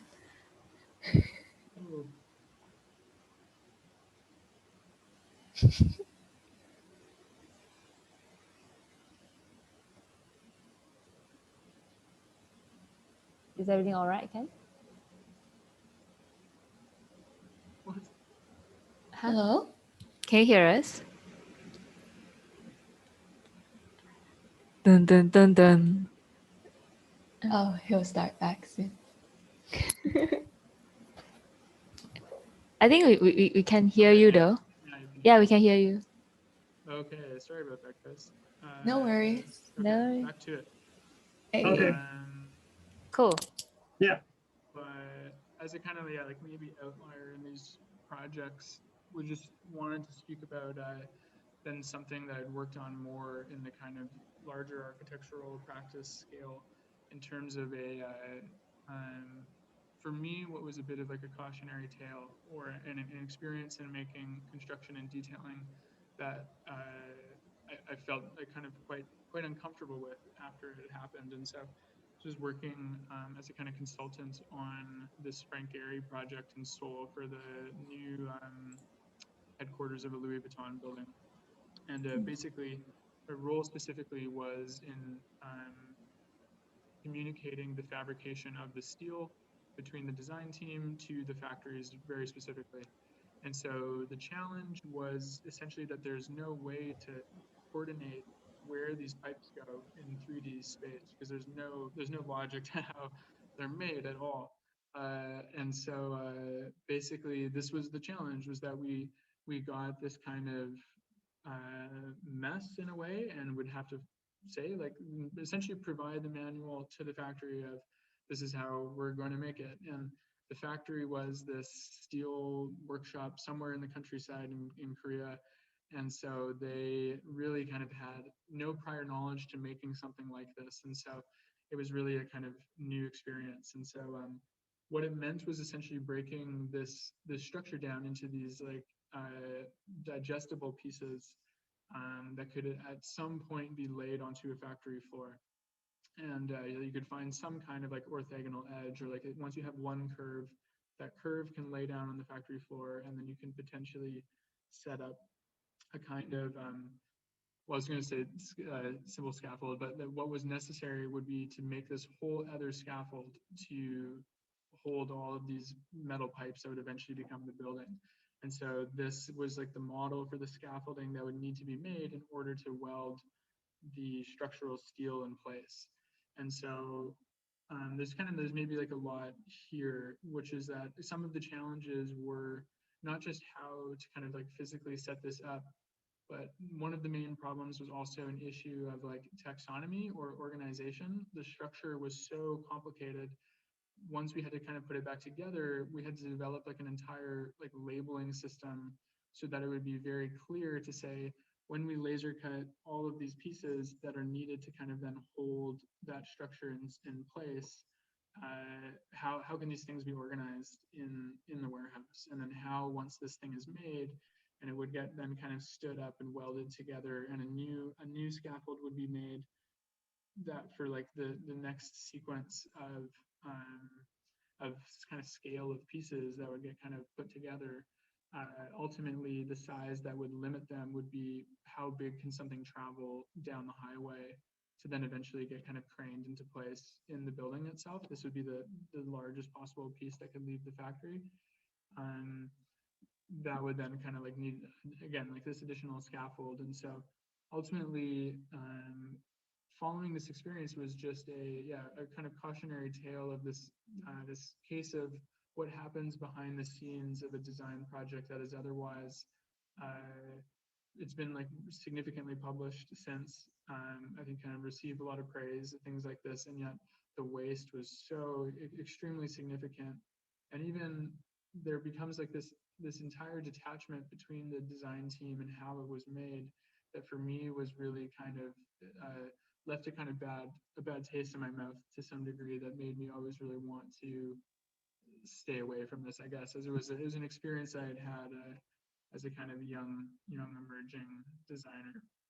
And so maybe to, as the last thing, to speak a little bit about the work that I'm doing with the Rural Urban Lab here in Hong Kong, and focusing on this work in Mongolia, the city specifically in Ulaanbaatar, in this region called the Gur districts, which are the spaces of the rapidly growing districts at the edges of the city that are particularly accelerated by two things. This law that was implemented in the 90s that would allow every nomadic Mongolian to get a free piece of land on the edges of the city that they would then kind of mark out with a fence and very quickly claim with their nomadic gur. And so these gurs that were so easily movable allowed the city to grow so fast that people claimed so much land in such a short period of time. And so this lab where I work, Rural Urban Lab, they are dealing with this kind of issue of design build in a bit of a different way, where it almost becomes this idea of the architect as a kind of NGO, or the architect as a developer, in a sense that by organizing this design build process, they're able to facilitate these projects that would never otherwise be possible with their ability to organize these different types of funding. And so on this, to perhaps focus on this issue of the growth of the GUR districts and this problem of housing, a few years ago, the Rural Urban Lab built this single prototype called the GUR plugin. And the plugin was essentially this notion of a type of housing that could accommodate the existing GUR, this nomadic Mongolian dwelling, into a more kind of permanent home that over time could have rooms added and grow as the economic means of the inhabitants would grow over time.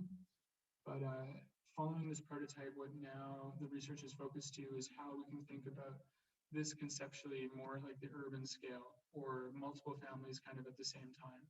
And so our research is focused on a series of these different clusters of families in a few different sites that are all kind of interested in soon building homes and trying to work together in some way that they could collaborate on their future housing.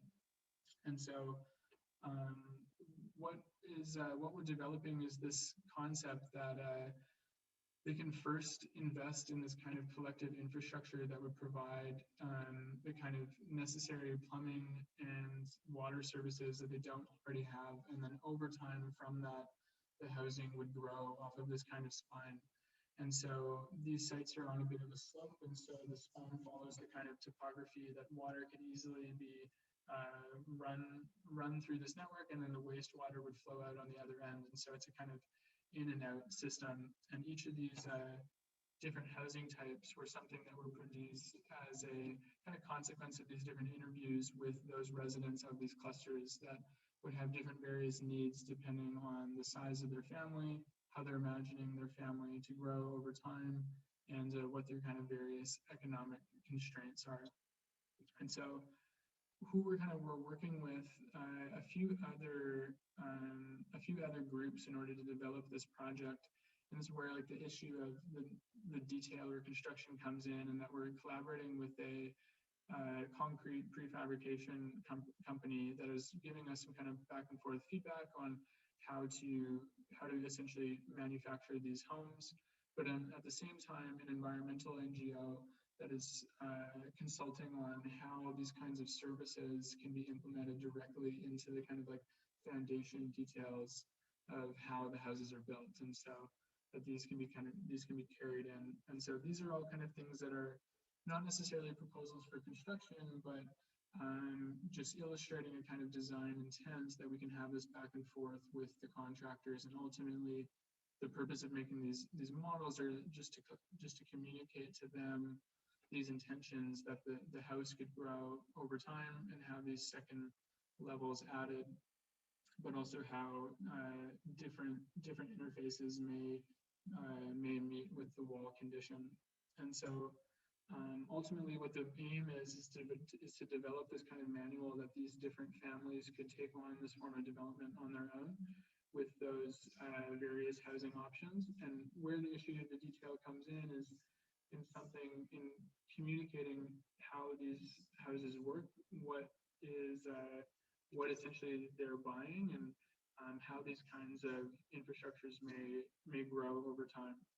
So ultimately, the next steps for us are hopefully to go to Mongolia once COVID permits, and with this kind of kit of parts, have this conversation with the residents on ideally developing the next steps for them. So with that, I think I'll leave it there. Thank you very much for the opportunity to share this work. Thank you, Ken. Oh, the last one was really impactful. Thank you. Yeah, thank you. Do you have any questions first, Joyee? Do you want to start? Do you have any from your side? I do have one question, but that is on very, very early work. Yeah, it's on the first it's the first project on the sauna one, the one that you share. I was just thinking when I saw that project, and I was just trying to compare to what Napp Studio has shared earlier. So that one is very much like, how to say, like self-research and self-initiate, and then you build yourself the sort of details. So what do you think what is the benefit that comes with it when it is like you devise your own detail without the involvement of the builders, without the involvement of the consultants? Like, what is the benefit that comes with it? Yeah, what did you learn from it? I think that it's kind of like The voice is very soft. It's a little soft. I think it's a bit of like a double-edged sword in some ways. And I think that's what I kind of learned over time and ultimately led me to... Can't quite hear you, Ken. You want to put the speakers on? Sorry, the earphones Ken, are you still connected to your Bluetooth? Yeah, it might be coming from there. Because the rest of us are pretty loud, I think. No worries, take your time. Yeah.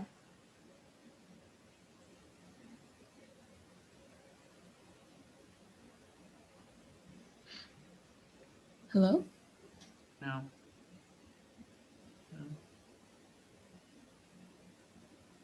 Okay, meanwhile, How about now? Yeah. Ooh. Yeah. Okay. Sorry, guys.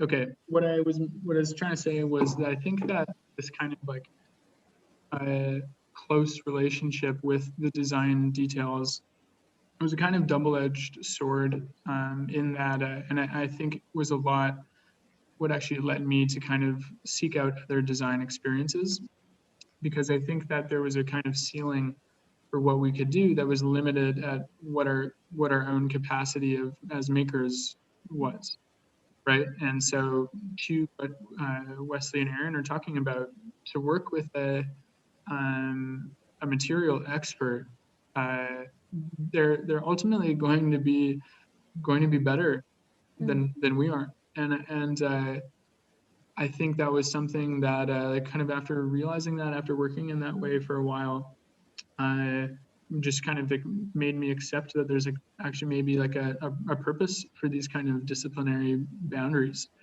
And I think that in Canada in particular, that there would be some kind of like romanticization of that link to craft as a designer and design build that is maybe not necessarily the best thing. Like, not to say that there's not a space for it, but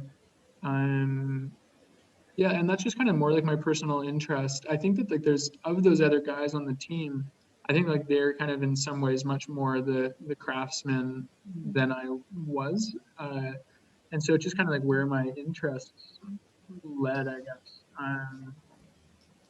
That being said, like it would, I guess, like kind of close the gap to kind of like really quickly make a decision, or really quickly kind of get to test something out. Like with the sauna, we wanted to do this really big cantilever of the roof, and the structure wasn't really deep enough to do it. And we would just like pull on it and then say, that's not going to work. And like need to kind of like figure out and kind of like tack in pieces of wood to see like, well, okay, like how much do we need to make this work? And like often a conversation, like maybe one of the conventional back and forths between contractors, engineers, and architects is like, how thin can I make this?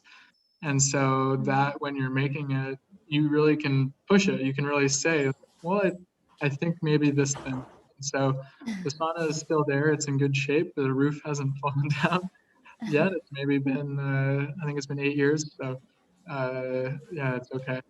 So precisely, I thought that is the beauty of design build, and I think it's pretty lack of on today's architectural studies. So like we learned a lot from the books, from the papers, but really rare chance that we get a hands-on experience to really build something, you know, really go onto YouTube and test out whether this method works or not. And then I have another creative methods to use on the constructions, I guess. Yeah.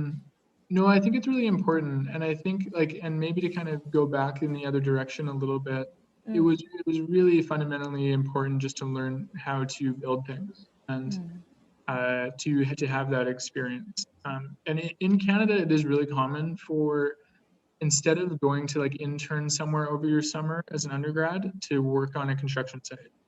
It's quite a bit different.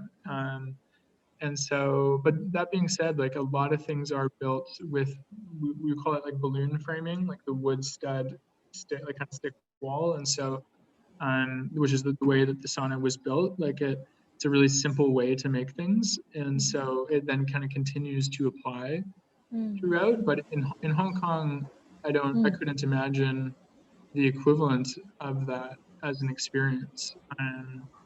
As Wesley and Aron were talking about, right? Like the scale is so different. And so I think though, like in terms of this like close relationship with building, like the rural urban framework, the rural urban lab, like that was something that at a distance, I felt that they were kind of finding this middle ground between a close relationship with building, but at the same time, they're kind of leveraging that relationship to kind of achieve something other than something kind of like beyond the detail, or like beyond just the architecture itself.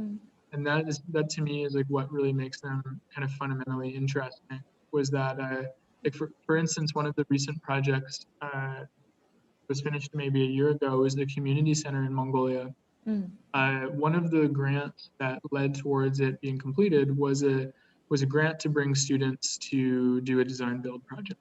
And it's great to educate the students how to build. It was great that it got maybe 50% of the structure done. But then at the same time, it was necessary to kind of get the project kind of going. It was like a bit of like there's this metaphor for architecture I've been so excited about lately, which is like the Trojan horse, in that there's this kind of, on the surface, yeah, it's about design build teaching the students, but under the surface, it's about this community larger project, and kind of like, how do you make that happen?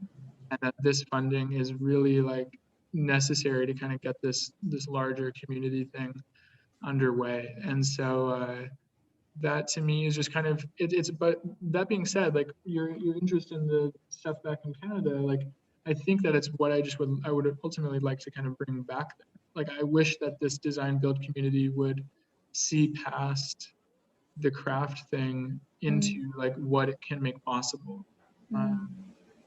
So Great yeah. answer. Great answer. Thank you. Thank you for answering.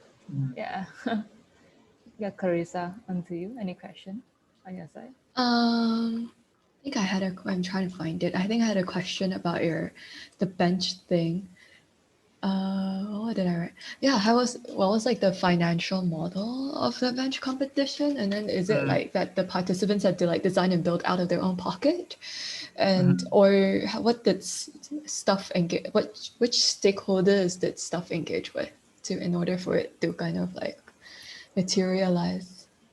Yeah, it's a good question, and like maybe a controversial one that I don't like come to terms with to a degree, because it's the same way that a lot of architecture competitions work, is that registration fees pay for the building something. And so that's what it was. It was the registration fee for the competition would fund the building in large part, which was usually about like 500 Canadian dollars, which is like 700 American dollars in total. So like if you get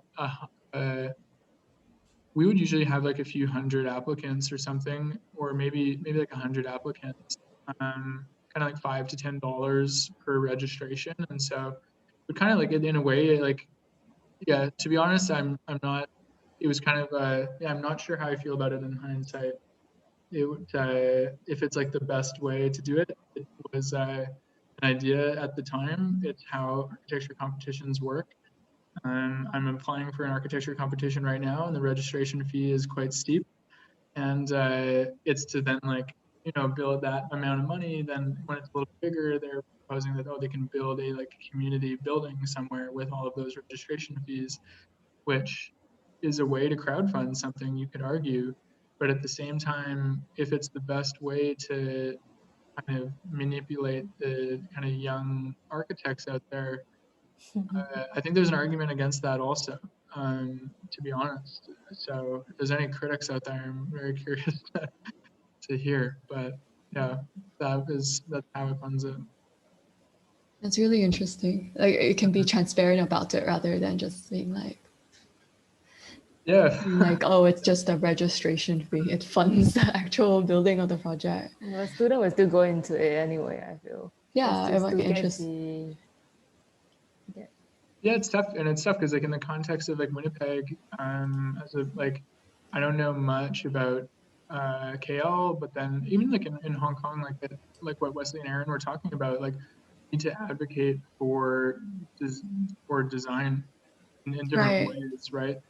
And so in Winnipeg, there's just really kind of nothing. There's no way to find that kind of funding. There aren't grants like Design Trust in Hong Kong. So it's kind of like really the only way that we saw to do something like that, to kind of try to make something from nothing. I think it's actually the way that Rollins probably funds a lot of stuff outside of then like the tickets for the restaurant, which is the restaurants on Heights. So yeah. I think a lot of your projects also kind of bridge between international borders, especially like the ones in Seoul. How did you begin to communicate between languages and things like that? That's also. And also Mongolia. Yeah, well, like the one with like the Louis Vuitton project was pretty funny, because it was like the further you go away from Seoul, the less English there is, right? Like kind of instantly. And I speak like a little bit of Korean, enough to say like this is good and this isn't good to like somebody in the factory, right?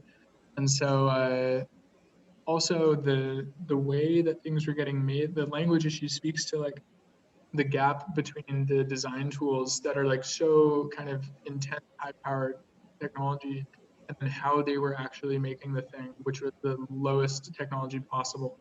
And so they like these pipes have to get kind of like cut in like a really, really weird angle in order to get met in all of these weird places, right?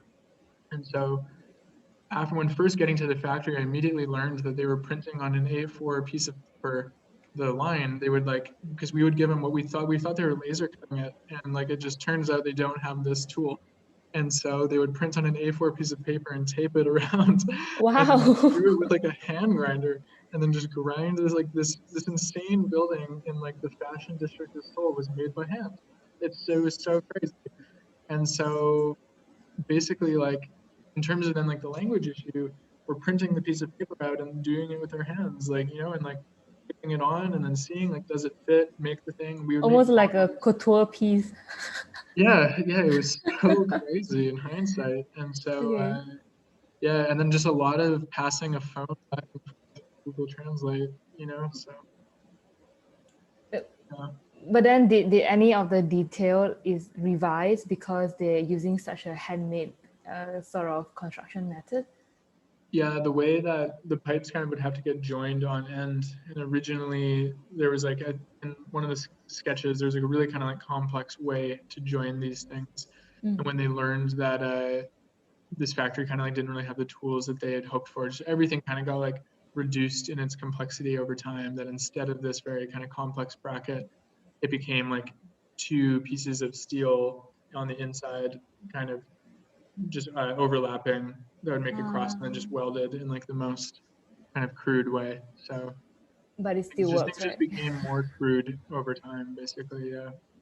I see. Until it installing on the site as well?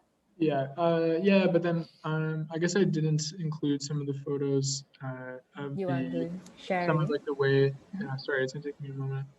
How do they deal with the problem of tolerance then? Yeah, so yeah, maybe I should find a photo. Sorry, 1 second. Can tolerance must be very high as well. Take your time. Yeah, it's gonna take me just a second, because like there's this. Because imagine the diagram he was showing. It got crazy. so, like, it's pretty complex. Yeah, very complex it's like 3D. So three-dimensional. It's like the angle is not on a plane. It's like on so many axes. I can imagine some Korean Ojima was printing using A4 printer and then print out, and it was like hand cutting out. It's really interesting. Sorry, to find the sites from the photos from the site.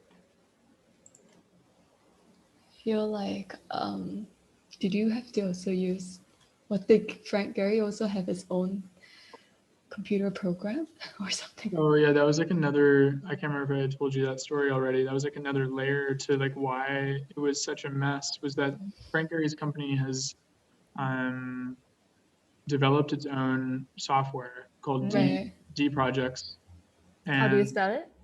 I think it's just called, it's called D Projects. Okay.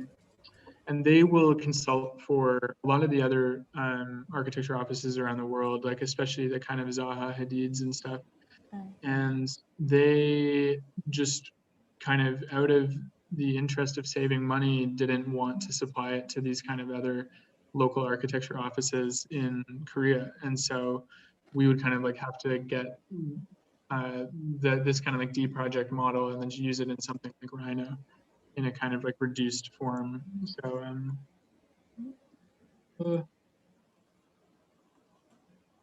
you're showing us some I don't know if there's photos, any other questions while I find this photograph of the bracket that holds the glass. Yes, Tong Yan Kit, you want to ask any question? You've been quiet. It's time to whether you pay attention. Come on, you can at least ask one question. Come on, let's do this. Do any of the students have any questions other than Yan Kit that was put on the slot? Nice. Kaka, maybe? It doesn't have to be about that particular project. Can be any questions. Or did she leave? I think she left. Oh no, because there's no credits into it. You need to add like 2 points into the final project, then they will ask the questions. Okay. Well, I actually want to know, what's your plan like for the future, Ken? Like, what are you planning to do? Yeah, that's a good question. That laugh though, that laugh was really interesting. Well, Ken's got a grant. Yeah, I guess that's like kind of part of it. So yeah, I only just graduated like a year ago. And so the aim was to kind of like the plan before I got to Hong Kong was to go to school and then learn from Rough for a while and then try to bring what I learned from them back to Canada, particularly because there's this kind of like rural context of like the First Nations communities where I felt that this model of practice would be very applicable. But during my studies, I had pursued a project in Nepal and Kathmandu, and then HKU gives this grant to a student every year to go travel and do some work. And so then I won this grant that would allow me to kind of spend a year doing that kind of. It's actually made for an internship, and I just wasn't really kind of interning. I wasn't interested in interning anywhere else. I'm very interested in what Rough is doing, I guess. And so there's like a fine print in this grant so that you could use the money to do a kind of like community project somewhere. And so we're trying to kind of use that to like facilitate a housing project in Kathmandu because they suffered this earthquake in 2015 that just destroyed most of the housing in the city. And so we're working with like a range of different NGOs there to kind of get the project started. And the aim originally was to go there in September. And obviously like with like the COVID situation, it's like a little bit hard to gauge and that might kind of change the timeline. But yeah, like, so it's kind of like that project in some ways will set the time or like set what's next. And also I think like every bit of time that I spend in the HKU pseudo academic sphere sorry, I didn't mean pseudo academic in a bad way. I meant like they're practicing and doing academics. I meant hybrid. And the just like how it works. I didn't really know very much about like what it means to practice that way.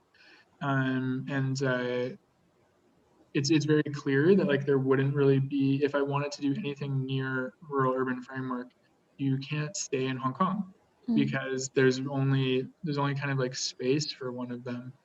And so that kind of further encourages either like I don't think it was made, that's what kind of like was making me think about my question for you guys too, actually, was like, there's this pressure in academics to hyper specialize.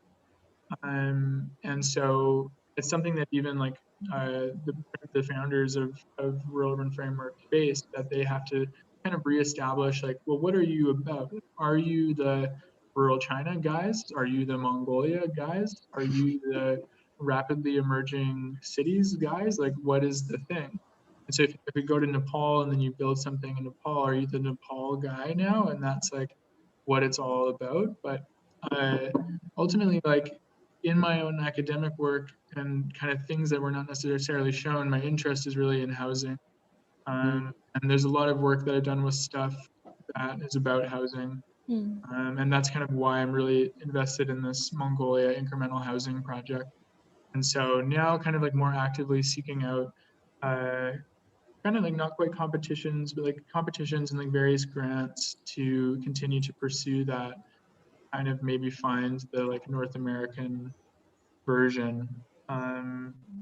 Because in some ways, sort of like you guys are seeing, there's this latent opportunity in the exhibition space. Housing wasn't like a topic in architecture school in North America. Nobody talks about it. It's really crazy. And there's these institutions that are Why? I think it's boring to people. Honestly, like in architecture school, it's like two architects. It's kind of like, which is unfortunate. I find it really extremely interesting because it's the most like economically, politically linked architecture that there is, right? Yeah. And yet it just was not in my undergraduate education whatsoever, was the issue of housing, nor is it really in the North American discussion. I could really go on for this forever, but there's this like really interesting story about after the American financial crisis that was about housing. The American Congress invited all of these top American architects to speak and say like, how did we get here? What happened? and nobody was able to talk about it. No architect had any capacity to discuss this issue that was like fundamentally rooted in housing. Even though it was like a financial problem, they were not really capable of like participating in that conversation. And that's like very kind of different than this issue of design and construction. It's very different than like these issues of form and stuff, but it is kind of linked to some of these things that say Rough are doing, where they're able to kind of find alternative ways to develop projects, right? And so then again, like in Canada, there are these actual kind of NGOs or like parts of the government that fund housing, and yet it's a space that really like architects haven't been involved in at all. And I'm starting to notice that they supply grants, they supply kind of like research funding for labs to develop specific kind of speculative projects on how to solve a housing situation in a particular city. And if you look through all of the people that have applied for those grants, it's like kind of social scientists or urban planners and all of these things, but it's never architects. And so it's really only something that I learned just like 3 weeks ago. And so like that specific thing in Canada, because I was looking at a competition, but that's where I'm sort of a super long-winded answer to your question, but no, but it's really interesting because I actually did my master in US, and then it's true that they never really talk about housing somehow when you mention that, but I didn't realize it throughout my 4-year master program. And now I'm thinking back about it, I think partially it's because fundamentally the North American education of architecture has focused so much on form making. And form making fundamentally is not working so well with housing, because for housing there are so many actual needs that you need to fulfill. Like people can't sleep on a slope, they can't live on a slope, you can't do many nice ramps and crazy stairs, stuff like that, which only works for public buildings or museums. And that's why it ended up so many North American school projects or studios, they are focusing on all these like institutional buildings or like high like museums or infrastructure, because those are the ones that they could create crazy forms. And that's what happened, I think. No, I think that's super accurate. Yeah. And my undergrad school was kind of like a mini Bartlett wannabe, and so it was kind of very similar in that it people just weren't interested in it. There are other things. Drawing was more important. Not that drawing isn't important. It just that housing wasn't. I got a question. Kevin, coming in from Spain. Hey, what's up? Good to see you. Where are you now, actually? The background are interesting, though. Oh, interesting background? Yeah, it's a damn tall space.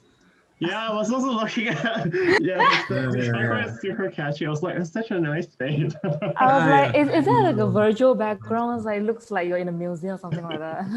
Museum? Yeah, could be. Hey, sorry, you're saying. I mean, I just like, it's good to see your work being presented. You shared them to me before, but like to see it all come together like that is super nice.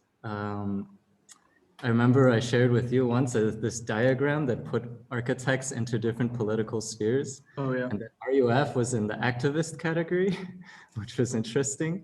Like I just thought that, like after seeing your work, actually that's interesting because you talk about applying the model of RUF back at home to work with these First Nations people. And also your earlier work is about these events and doing like this kind of ephemeral and temporary architecture, somehow a lot to do with activism. And yeah, somehow there's this trajectory there. I wonder if you could speak to that a bit. Yeah, well, it's just like it's always been the it's kind of a funny thing too, because I would sometimes reflect on like the student projects that I did as like a 18-year-old up until the last project in masters, and it was always kind of with this sort of like activist kind of angle. And a lot of the offices or like the other kind of like writers and things that I've looked up to were always people that were interested in that. And so it's been fundamental to it. But it's tough because at the same time, something that's been good about the education of working at RUF with Josh specifically is that he's still like quite good at reminding us what our expertise is. In that it's about space, it's about making space. You know, and that if we want to kind of like, if we want to be able to still like make a change in a significant way, or if we want to scale these things up, like what we're talking about in Mongolia, we're not financial experts. We need a real estate person on our team. We need this ecologist. We need the contractors. We need to kind of build this more networked practice. And it also is then caused to kind of invest more in like your personal skill as an architect still, right? Because you need to be able to show up to the table and say like, well, I have this expertise, and the way that we're organizing this housing as like the most maybe flexible way to arrange these different families or something that's ultimately a spatial problem. And so I think the activism in architecture schools sometimes can become wishy-washy in a kind of easy way.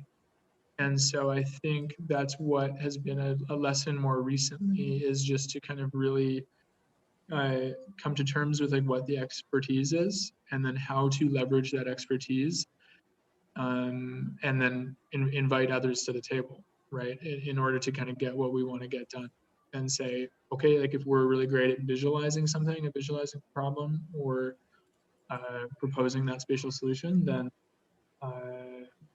that's kind of like what we should stick to, rather than, because say with like the housing issue, you can talk about social policy forever, right? Or like, because like the competition I was looking at was like housing in Toronto. It's like affordable housing. And housing is unaffordable in Toronto is not an architecture problem. You could argue in a lot of ways. It's an economic problem. It's a rent policy problem. It's all of this different stuff, right? So to kind of like recognize that, and then say like, well then how, like, where can it be a spatial problem? Or like, is there unused land that kind of like requires a more specific solution, or is there space for new types, or are there existing housing models that are now irrelevant, and really leverage their architectural expertise in a more specific way. Yeah, I mean, just like from what I know about your work and what I'm seeing now, I feel like maybe your work is not to do with activism, but more about like economy of means somehow. And like, just like our our favorite Pritzker Prize winners recently. I was just going to say that. They also, I mean, you wouldn't say that they're activists, but somehow through their mobilization of building logistics and kind of detailing and sourcing certain materials, like they are able to do what you're describing, like have this maybe society-wide impact, or at least community-wide impact, and to make the financing of a building relevant to the architectural discipline somehow. Yeah, I mean, maybe you want to talk a bit about, we can fanboy about them together. Okay. You guys can do that in your own time, because we have to wrap up soon. I'm sorry to cut you off on that thought, but before this Zoom call becomes just 5 of us here, or maybe just 3 of us here. Yeah. Cool. Yeah. So, any last word, Ken? Do you want to add on? before it's all out? No, just to like say thank you again, and thank you to Wesley and Aron, and yeah, enjoyed it very much. Thank Yeah, you. totally. Thank you. Thanks for inviting us to this. Thank you for staying up so late with us. Thank you so much. So, and to the rest of the people who are still staying up, thank you so much for staying with us for almost 3 hours. So to wrap up, we would like to end with a Zoom fee. So everyone can turn off their camera and we're just gonna say hello. And then we'll take a Zoom fee. Take a picture. Yeah, I think that's what a Zoom fee is. I didn't know what this was. Okay, so, yep. Nicholas gonna turn on. Yeah. Hi, CK. Okay. So 1, 2, 3. Smile. Cool. Okay. Thank you. So this wrapped up today's session. So we hope to see you again in the next session, which is I think in 10th of April. Yeah. So yep. Thank you so much, guys. I think Yeah. one last thing, Clarissa Sure. could probably share our contacts. Oh yeah. Yeah, it would be great. Here in the Zoom chat. No, whatever ways that you find the most convenient. Sure. I mean, I will send out an email to everyone. I may have a mailing list. I can include your contact. Do you mind share both of your contact out? Yeah, I think it's okay. Instagram Yeah, maybe Instagram or email. Email, Instagram, yeah. All okay? Then that's Yeah, good. both fine. Awesome. Sounds great. Awesome. See you all. Bye. Bye-bye. Bye.